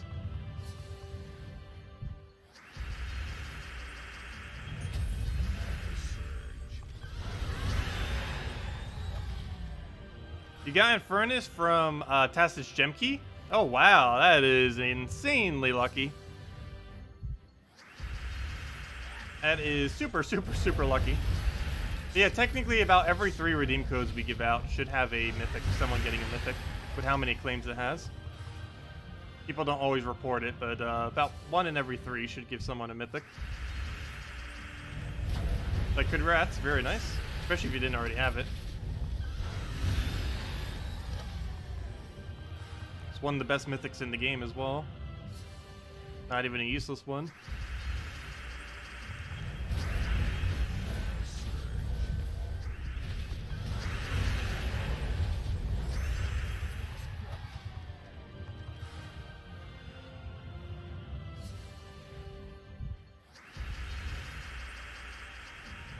Let's see. Oh, I never get angry. That's pretty much an emotion I do not know how to feel. Well, I never really show anger, I should say. Like, very, very occasionally I might, like, get, like, ever so slightly angry at things, but, I'm pretty understanding of things. And, very, very rarely would I ever actually get angry or anything. And even if I do, I, like, almost never show it.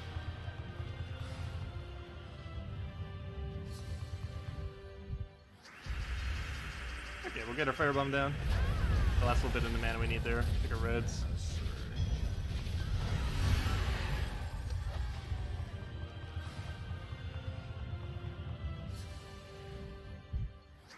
Ask them, don't you know who I am? That would definitely not work.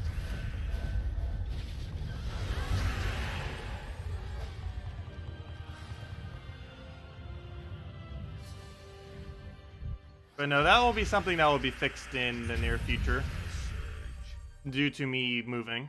There's either 2 different locations I'd be moving. It's not for another year yet, though.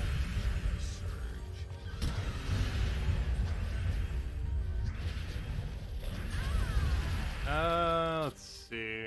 I'll go take a skull. Get Imperial Jewel and dead.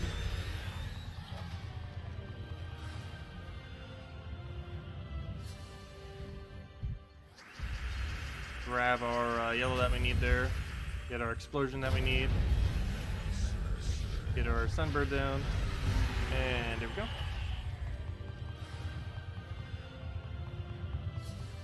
Oh, you got 9,450 points in Guild Wars today. Nice. Hopefully we'll do decent. Hopefully we don't get trolled by instant kill dwarves or some kind of other really annoying team.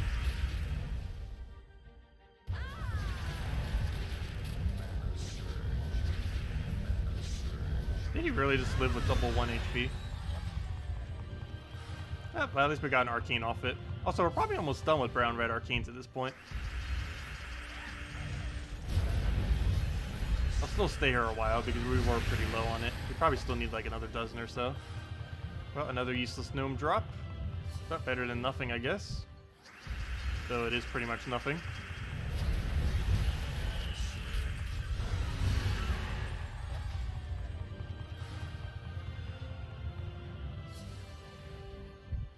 Oh wow, you even got Infernus as your first mythic off a random key. That is super lucky. Because normally Infernus is the first mythic you should get anyways. So that saves you a lot of diamonds. That is ultra lucky then. Congratulations.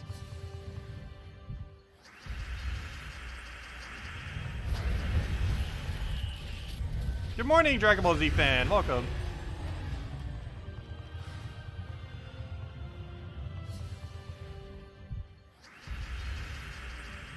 You get angry if someone wants you to get angry. That I can do. I can pretend to be angry. Not right now, though. But I could definitely fake it.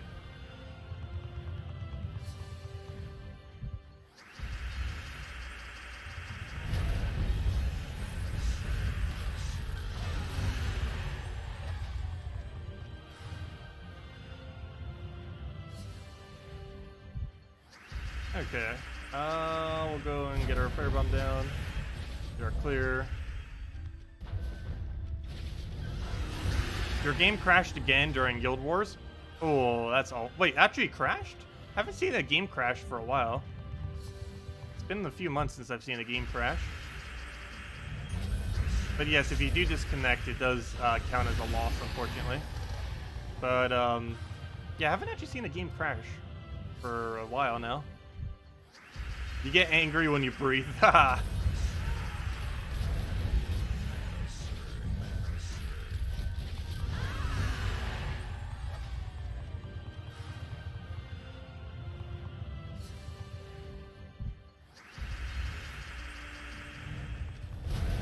I am a very chill dragon, pretty much.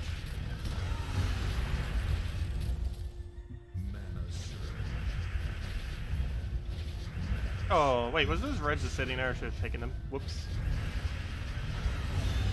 Oh yeah, disconnect makes sense, yeah. That will happen sometimes with bad connection. It happens. Actually, I'm really surprised I don't get disconnected more from battles. I think it's because it doesn't actually have a, like, my connection just likes to go out for, like, a few seconds every now and then. But it doesn't go out long enough that it would count it as a, like, complete disconnect, which is kind of weird. But even though my connection isn't the greatest, I've never really had too much of an issue with it disconnecting with Gems of War, for the most part. Like, it's been like a month since we actually got like a legit disconnect from the game. Maybe even a little bit longer than that. While the stream might keep going down and stuff, it never actually affects any of the battles.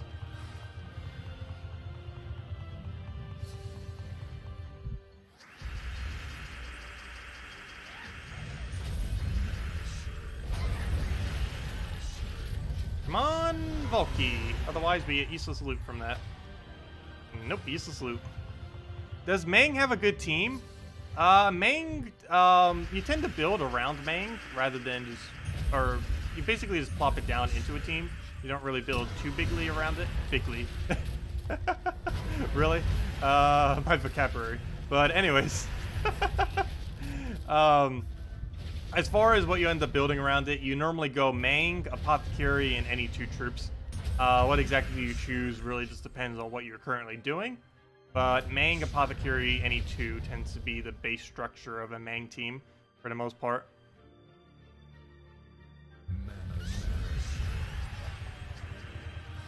Hey, another Arcane, very nice. Okay, anyone who hasn't used the code yet, make sure to go use it. Let me go post it again. Someone got a mythic off it, so who knows, maybe someone else will get a mythic. But there you go. There's the code. If you haven't used it already, should still be active for like another 5-10 minutes. Pretty sure it hasn't been used up yet.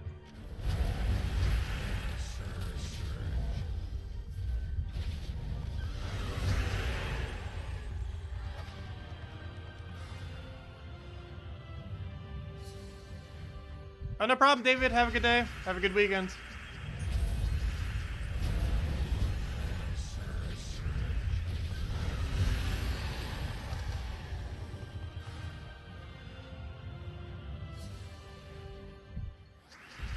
Okay, where all the gnomes go? We need 2 more.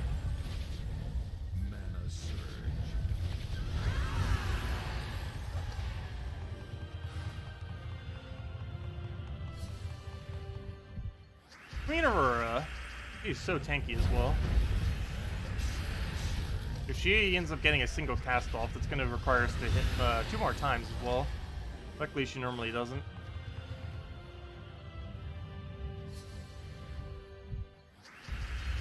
Okay, we'll grab the brown right there, get the blue right there, get all the purple sunbird dead.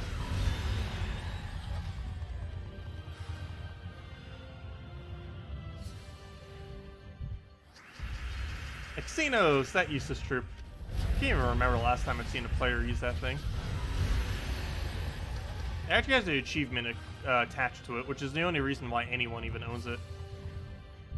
It's basically like Zugoth, except it's slightly easier to obtain. But they're both like equally useless, hard to obtain troops, basically. He is way easier than Zugoth, though.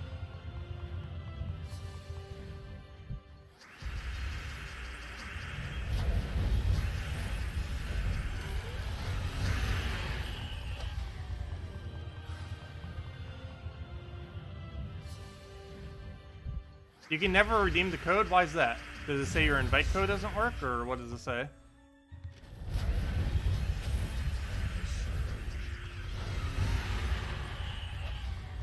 Sometimes there's a invisible underscore in your name.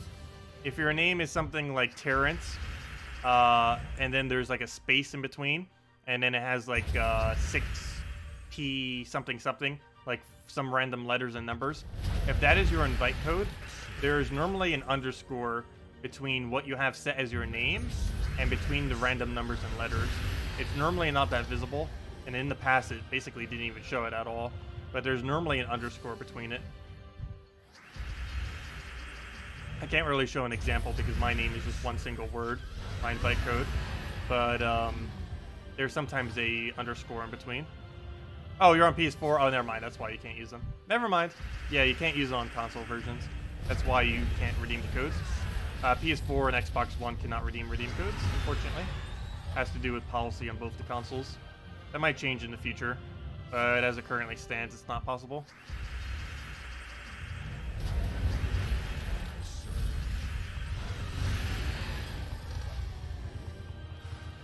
Yeah, they only work on PC mobile. They work on everything except the console version. They work on the Amazon version, all the mobile versions, and the PC version. And hopefully the Switch version if they ever come. We need the Switch version already. I've never actually been hyped for a version of the game coming out. And that's the only one that I would actually want to see come out. It's the only one that doesn't exist. It's on literally everything except Switch.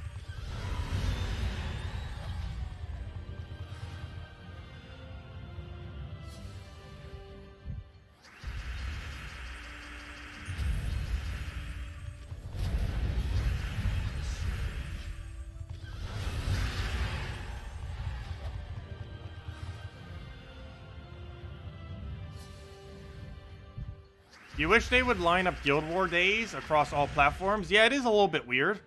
I don't know why it's like that, but PS4, Xbox One, and every other platform in combination, all three of those have different setups for Guild Wars. It basically just does it. I don't think it's random, but it's different across all three for whatever reason. PS4's is different, Xbox One is different, and then every other platform has the same different one. But it's really weird. The one that we see as our guild format is the one that most people are running off of, but PS4 and Xbox One would have something completely different, unless it just randomly happened to have been the same exact thing by coincidence. But normally it's different for PS4 and Xbox One, what the current coloration days are.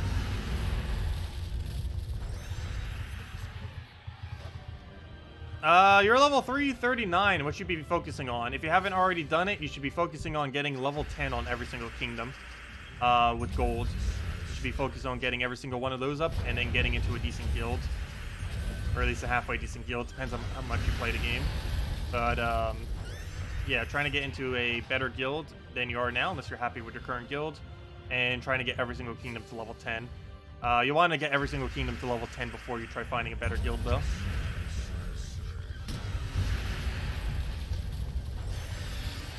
Because having them all at level 10 will allow you to try finding a better guild.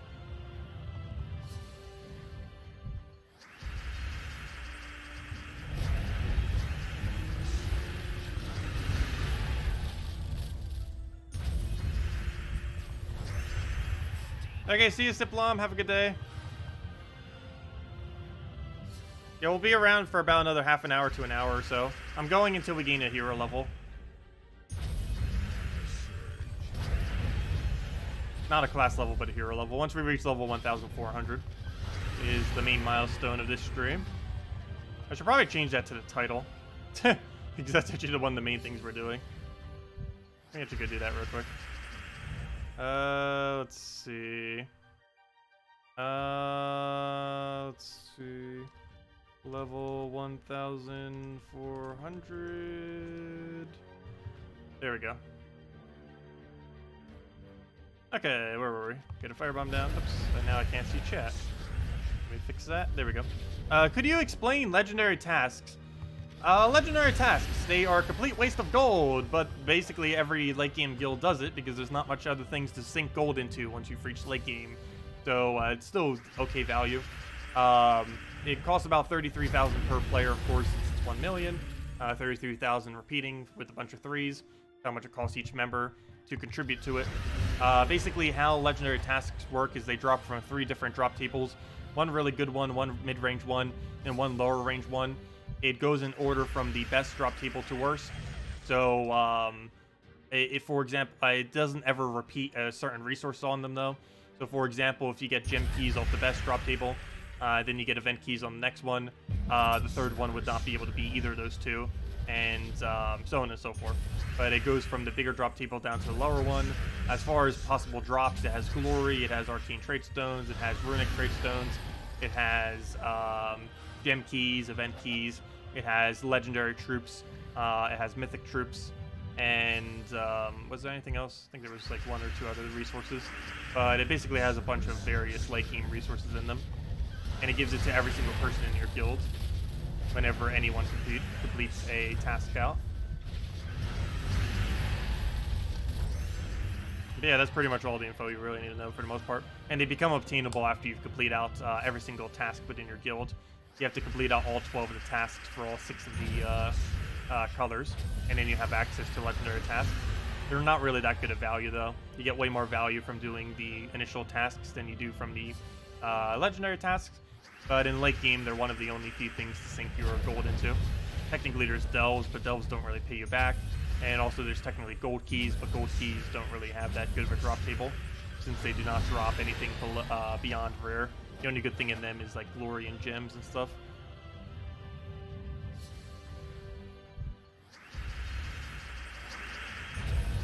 Okay, we'll throw that down.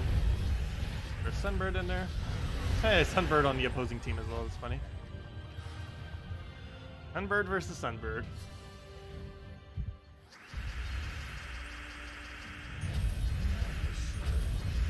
Okay, we'll get another Sunbird down, clear it out, fill it with these splits.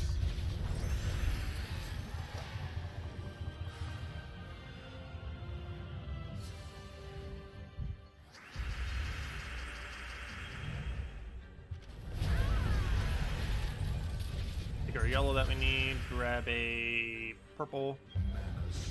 That'll be enough to wipe.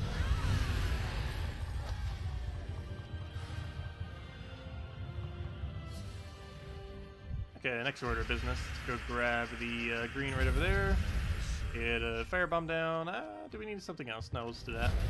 Get that down. Get the last bit of our red that we need. He'll take a skull and do basically nothing with it. And dead. Another Sunbird again. Not like it matters. It still dies one shot just like everything else.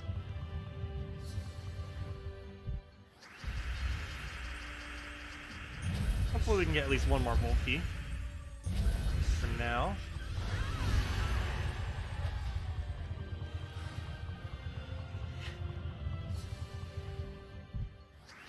Okay, we'll take our purple over, grab that, the Sunbird, Firebomb.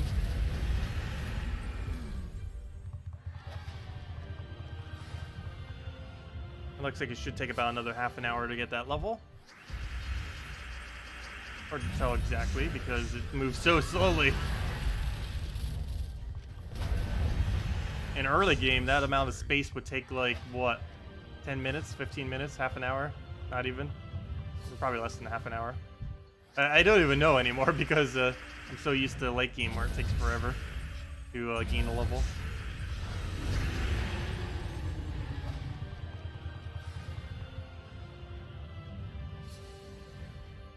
Yeah, if anyone still has any other questions, let me know, or anything I may have missed.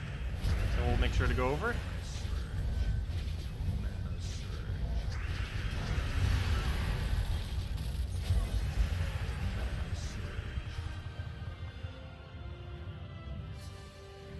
Okay, what do we need? Grab the purple there, get all that, get Sunbird down, go Firebomb, and on to the next one.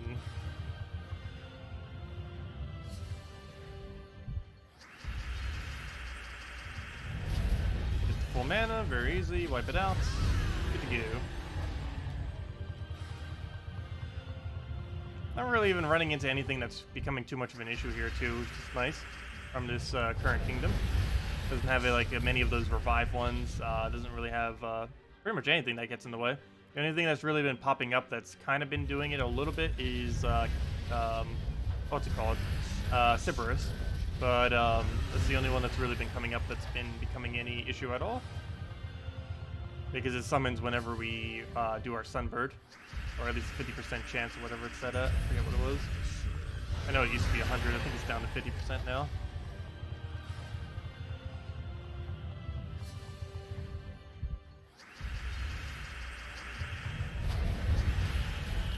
Okay, we'll get our Sunbird there. Probably almost kill it with the other weapon. It's so low. Wouldn't have been enough though. Speaking about leveling, our hero class should almost be at 91. Oh, never mind, it is at 91. Should almost be at 92, I mean. Gaining levels on it, I'm not even noticing. Because I keep clicking so quickly. How do you find more weapons? Leveling? Yes, leveling is where you gain a good majority of your weapons. That is correct. If you go under the weapon page, it even tells you, if you click on some of them, what the requirement is. You either say it's an old event weapon, or it'll say what the mastery numbers you need in order to obtain it. I can't show that because I own every single weapon in the game. But if you click on them, I believe it tells you underneath the description thingy of it what you need in order to obtain it. If it says an old event weapon, it's pretty much unobtainable, unfortunately. But most of them will say like some kind of mastery number. In which case you just need to get that mastery on your hero. And when it does say a mastery, it does not refer to total mastery. It refers to specifically your hero mastery. The one you get when you level up on the level up page. Every single time you level.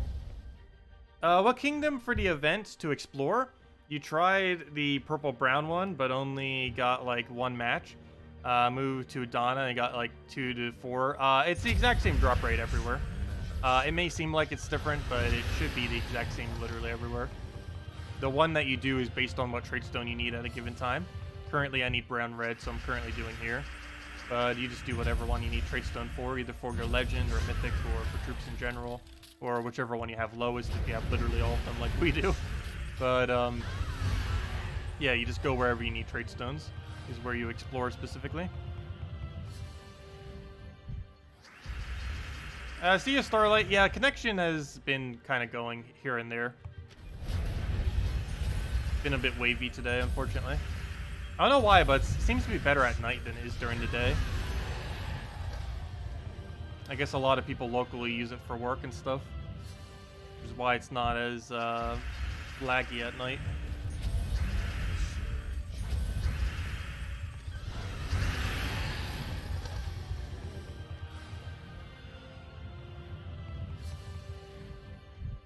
Let's see. For brown troops for event, I don't know what you mean by that.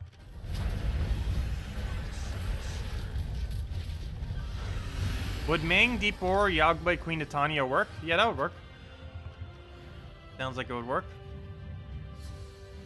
You'd rush Deepor, throw it into Meng, throw Meng, then use Yagbe, Queen Titania combo. It is pretty dependent on blue being on the board immediately. But more often than not, you'll have at least one blue that you can take at the start of a battle. So sometimes you get boards like this where you can't. Oh, and then you can. Just do that, and then boom, you get D4. Yeah, it would work. Might be a little bit of a slow start, but once it gets going, it would be pretty strong. And worst comes to worst, you can just win with Titan off of one-shot Dawnbringer.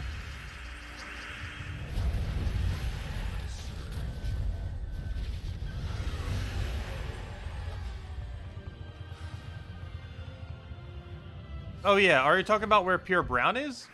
Pure Brown is Kazil, if that's what you were asking.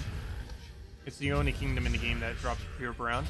You can also go to your trait stone page and click on anything, and it'll show you all the kingdoms where they drop. And then if you click on one of them, it'll bring you to the kingdom. Because most people sleep at night. Well, it's not like super late at night. It's like 8 p.m. I'm pretty sure most people aren't sleeping at 8 p.m. Pretty sure most people don't go to bed that early. Maybe like 9 or 10 or something, but 8 is pretty early to go to bed.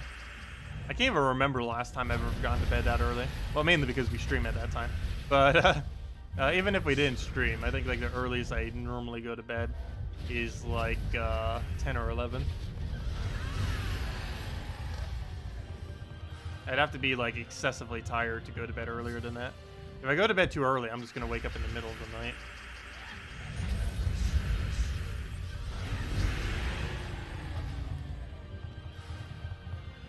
I haven't been getting too many soul gnomes, oddly enough. Which I don't know if that's a good thing or a bad thing. I don't actually need souls. But it's definitely better to get soul gnomes than jewel gnomes, that's for sure.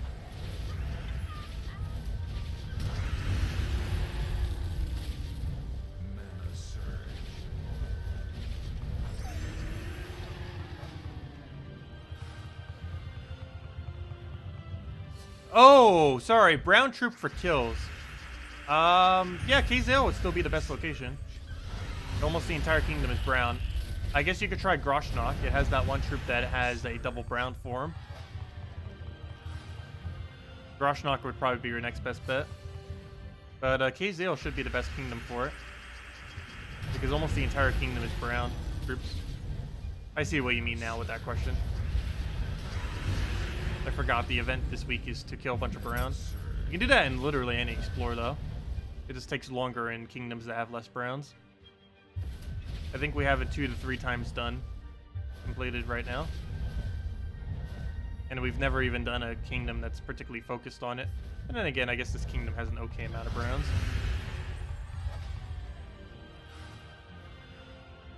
But let me go double check. Let's see. I actually want to see now how far we've actually progressed on it. I assume we're around like 600 something or 900 something. We only need 300 though in order to complete the event.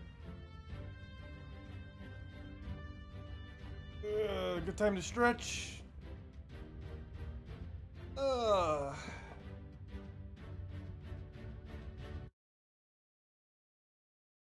And one nice thing about having a treadmill now is it's a somewhat gloomy day, but I could still walk today because I could just use the treadmill. That's nice. If it'll ever load. Come on, game. Load. Loading, loading, loading. Come on, we just want to check how many event gems we have. Loading, loading, loading. Oh, we almost got our level. We're on 2,227 on the event, gosh. I don't think I broke 1,000 yet. We're getting there, though. If the game will ever load. Hello, Gems of Ore. Would you like to function? If you don't go in like 10 seconds, we will restart the game. 7, 6, 5, 4, 3, 2, 1. Restarts. Okay, let's see, let's open Steam back up. Go under Games, View Games Library, launch the game, boom, okay. Round 2.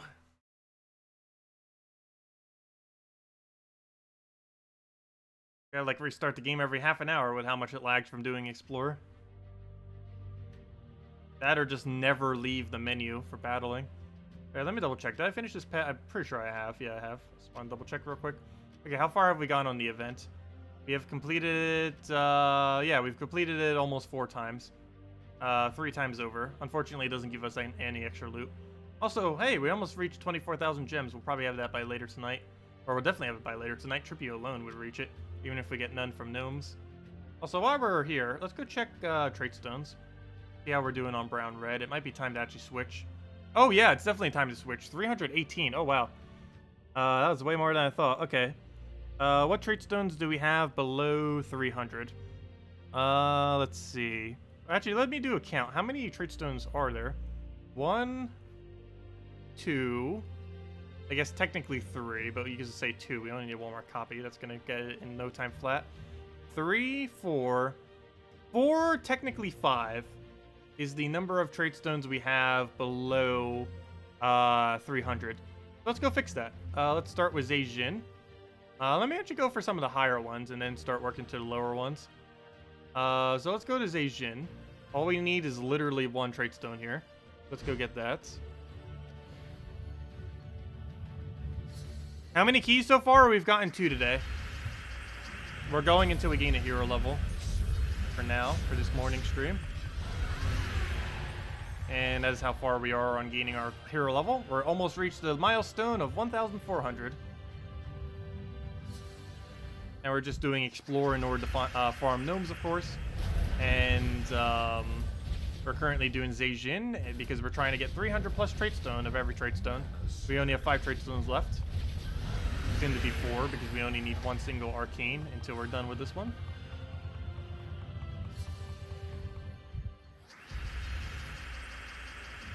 Then I think we go to Mergrim Woods because we needed green-blue. Hey, got Celestial. That's not an arcane, though.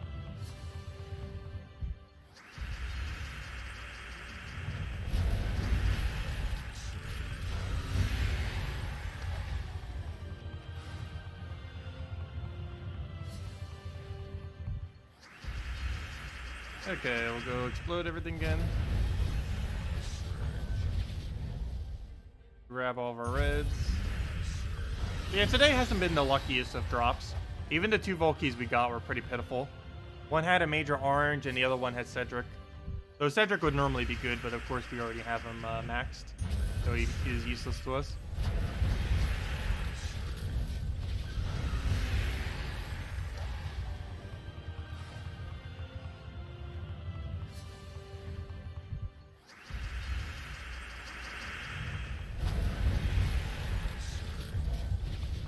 Yeah, it would be interesting if they actually did give some kind of reward for doing the event higher, like event keys, every X amount or something. Unfortunately, it does not. And I think the main reason for that is just so people don't just, like, grind it like crazy. Yeah, it would be nice if it at least gave a little something, even if it wasn't much. Even if every 100 was only 1 gem, that's still better than nothing.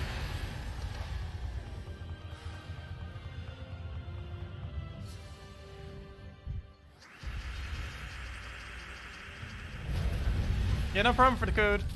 The first one you've ever redeemed. Oh, nice. And no problem. And if anyone has any questions or anything, let me know. So we'll probably be wrapping up in the next 20 minutes or so, just going till we gain that level. Oh, I thought one of those was real. I keep forgetting. This kingdom has a lot of fake gnomes in it. Zeijin. I'm not quite sure why. But it probably has the highest amount of fake gnomes of any kingdom. It likes to troll. But unfortunately, those are not real. They're only real if they have a bag next to them.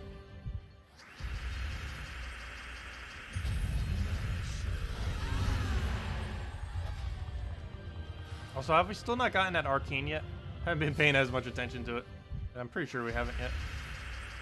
Because once we do, we can switch to a different kingdom.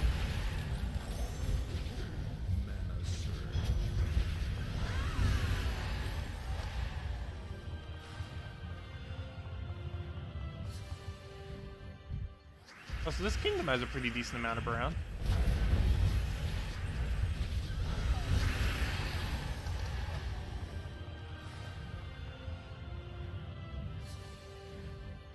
Let's see. Pokemon Community Day, what is that? Okay, let's go take a red.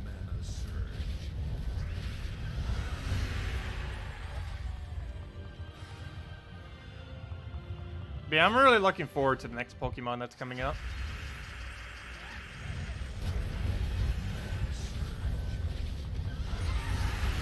Okay, come on, Volky.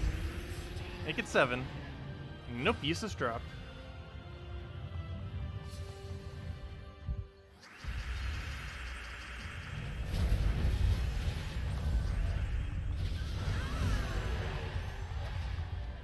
One battle for Thief class quest has 3 gnomes.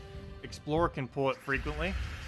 Yeah, it tends to pull from whatever the battles are from within the kingdoms pretty often. But it shows more than just those. It could do absolutely any of the fake gnomes. Oh, speaking about fake gnomes, there's a real gnome. Come on, something good. One event key. That is technically something good. Not exactly what I meant, though. It's like our third or fourth one event key drop this stream. But you almost got that more frequently than any other drop today, which is kind of weird.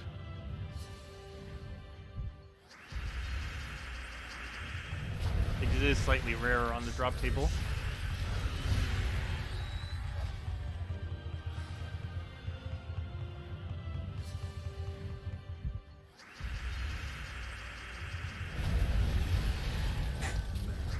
Okay. Let's see. Oops. Throw down Sunbird.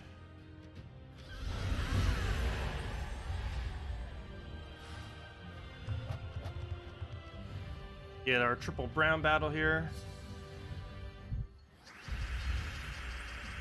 I don't know why I'm even keeping track. Oh, never mind. It's pod brown.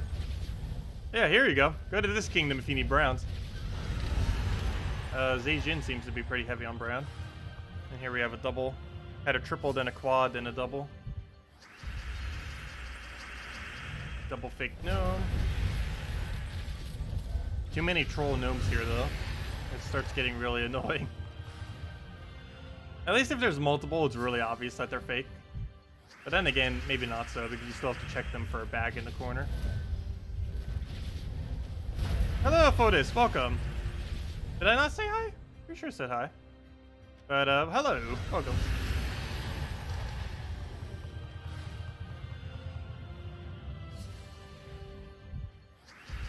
Oh yeah, Pokemon Go. I never actually bothered playing Pokemon Go. I had a few friends that did. I just didn't get into it. It was really huge, like, what, a year ago? Like, pretty much when it launched, but I don't know. It didn't seem that interesting to me.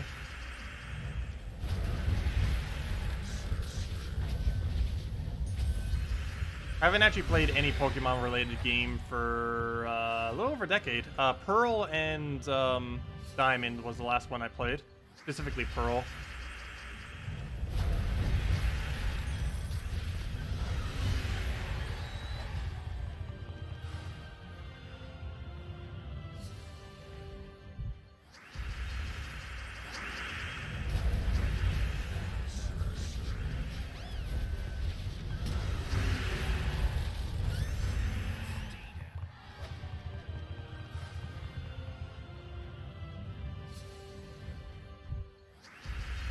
Okay, I'll take a purple down. Throw it right there and dead. Okay, not dead, now it's dead. Okay, not dead, now it's dead. How many hits do we need? Also, did we seriously not get our runic yet? I mean, our arcane? It's always, whenever you need a trait stone, you'll never get it. But whenever you don't need a trait stone, you'll get a billion of them. Pretty sure we still haven't gotten that one yet, even though we only need one.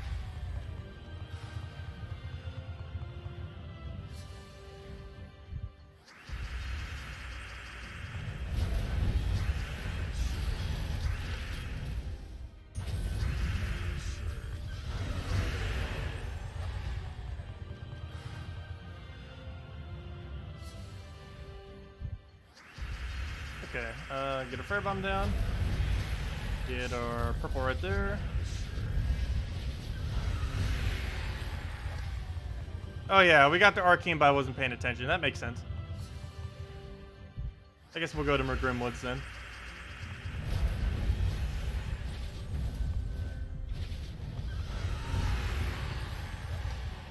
Let me go double check. That seems about right. Oh, why is that lagging? Come on, we've only been playing for like 10 minutes. Why is it lagging already? I know we were winning quickly, but it shouldn't lag that quickly already. Give us some time. There we go. Okay. But let's go double check. Inventory. That means we only have 4 arcanes now. Yep. We only have 4 arcanes below 300, with our lowest one being red at 279. So let's go to Mergrim Woods next. It's the next closest to being maxed. So let's go do that. We could also do Merlantis, but Merlantis has a lot of submerge, and that would make it so Sunbird would miss, so we don't want to do that. Mergrim Woods is the better option. Mergrim Woods does have decently high HP though. Might make it slightly harder to kill some of them, but overall it's fine. It's definitely better than Merlantis.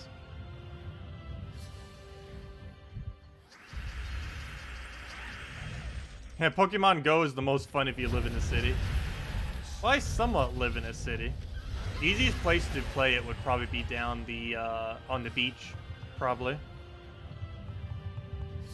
Because there's better pathing for walking without having to deal with traffic. Or at least as much traffic.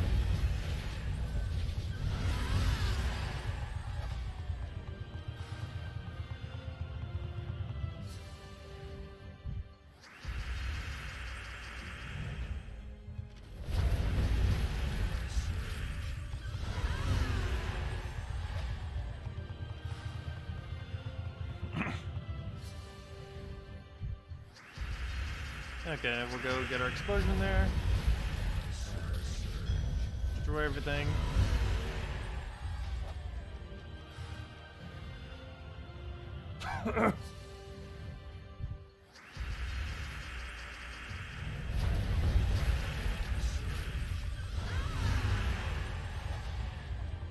And we're almost got that level. And then we'll find out if it's armor or attack. I'm pretty sure it's armor. So we'll find out for sure soon.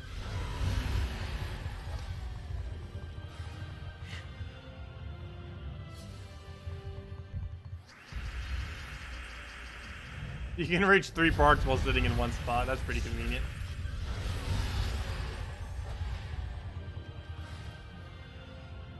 Yeah, that game would be way too much walking to have to go out of your way just to play it. I definitely like walking, but having to just play a game would be annoying. 1,000 souls, that is pretty bad. It's his worst drop. Still only 2 Volkeys this stream.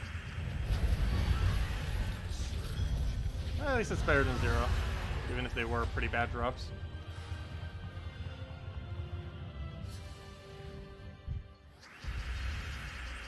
Grab a green there, get the purple, get off the Cascade, didn't even go out of our way for it. Let's see. What do you want to do is play the next puzzle quest? I know, I really want next puzzle quest to come out. That needs to happen. That definitely needs to happen. Hey, we got an Arcane, nice. Yeah, I'm pretty sure they're gonna release. I think it's gonna be close to next console generation, and they're probably gonna try releasing on every console. I'm pretty sure that's what they're gonna try doing with it. It's probably gonna come out in like 2020, and it's gonna be on the PS5, whatever next Xbox is called, and Nintendo Switch, and PC. Maybe even mobile, who knows? Probably not mobile though. I don't know if they've ever released any of the puzzle quests on mobile. Like any of like the mainline Puzzle Quest games. I don't mean like any of the side ones, like Marvel Puzzle Quest. I mean like Puzzle Quest 1, Puzzle Quest 2, stuff like that.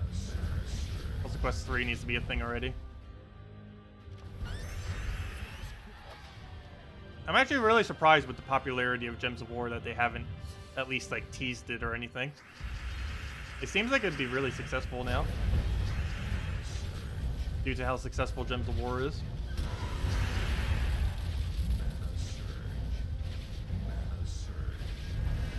Xbox One Y? Ta!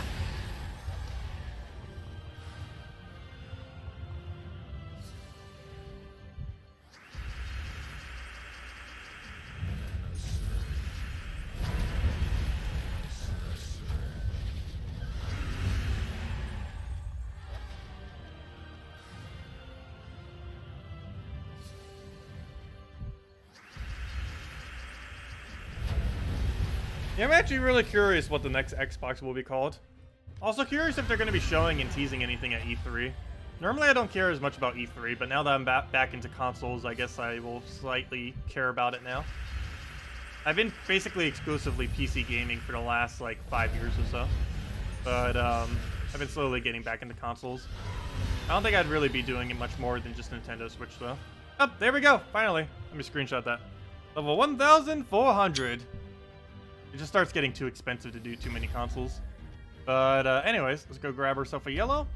And there we go. We have now hit level 1,400, and I did not pay any attention to the stat that we just gained. Fail. Let me backtrack in the stream. We did gain one stat. but I was not paying attention to what we just gained. Let's see. Oh, it was attack. Whoever said attack was correct. So he just gained +1 attack. Okay. Interesting. But yeah, now our hero permanently has 1 higher attack, which is actually pretty beneficial, since that works everywhere, except for Arena. So now anywhere as we go, we'll now have 1 higher attack on our hero. So now we have 40 instead of 39. Obviously, that's not gigantic, but that's still beneficial, especially whenever we're using hero in first slot.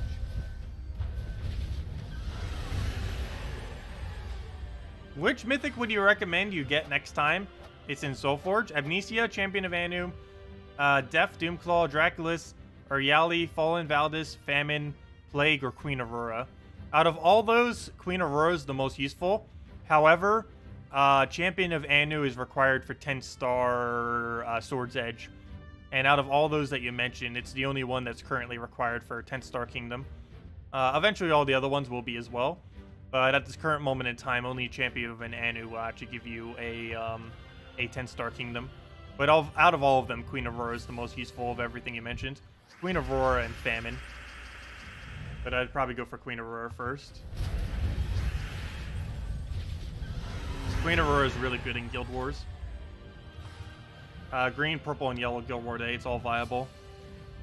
It's also somewhat used for Delves. Though Possessed King does tend to be a little bit better for Delves. You can also use it for Tower of Doom. But similarly, Possessed King tends to be slightly better in Tower of Doom. Oh, there we go, we gained both our levels. Gained a level on our hero class and on the class thingy. So if anyone still has any other questions, let me know.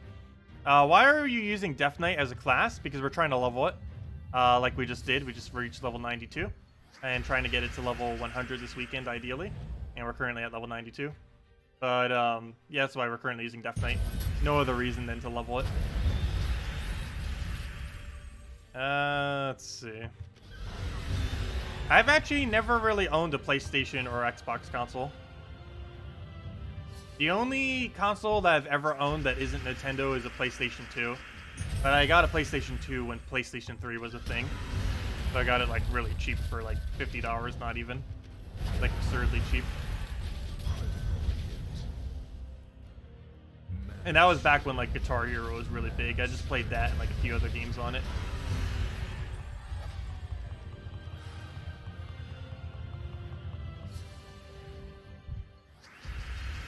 Yeah, 9,000 magic. That would be strong. Stats don't even go above 1,000 anymore, unfortunately.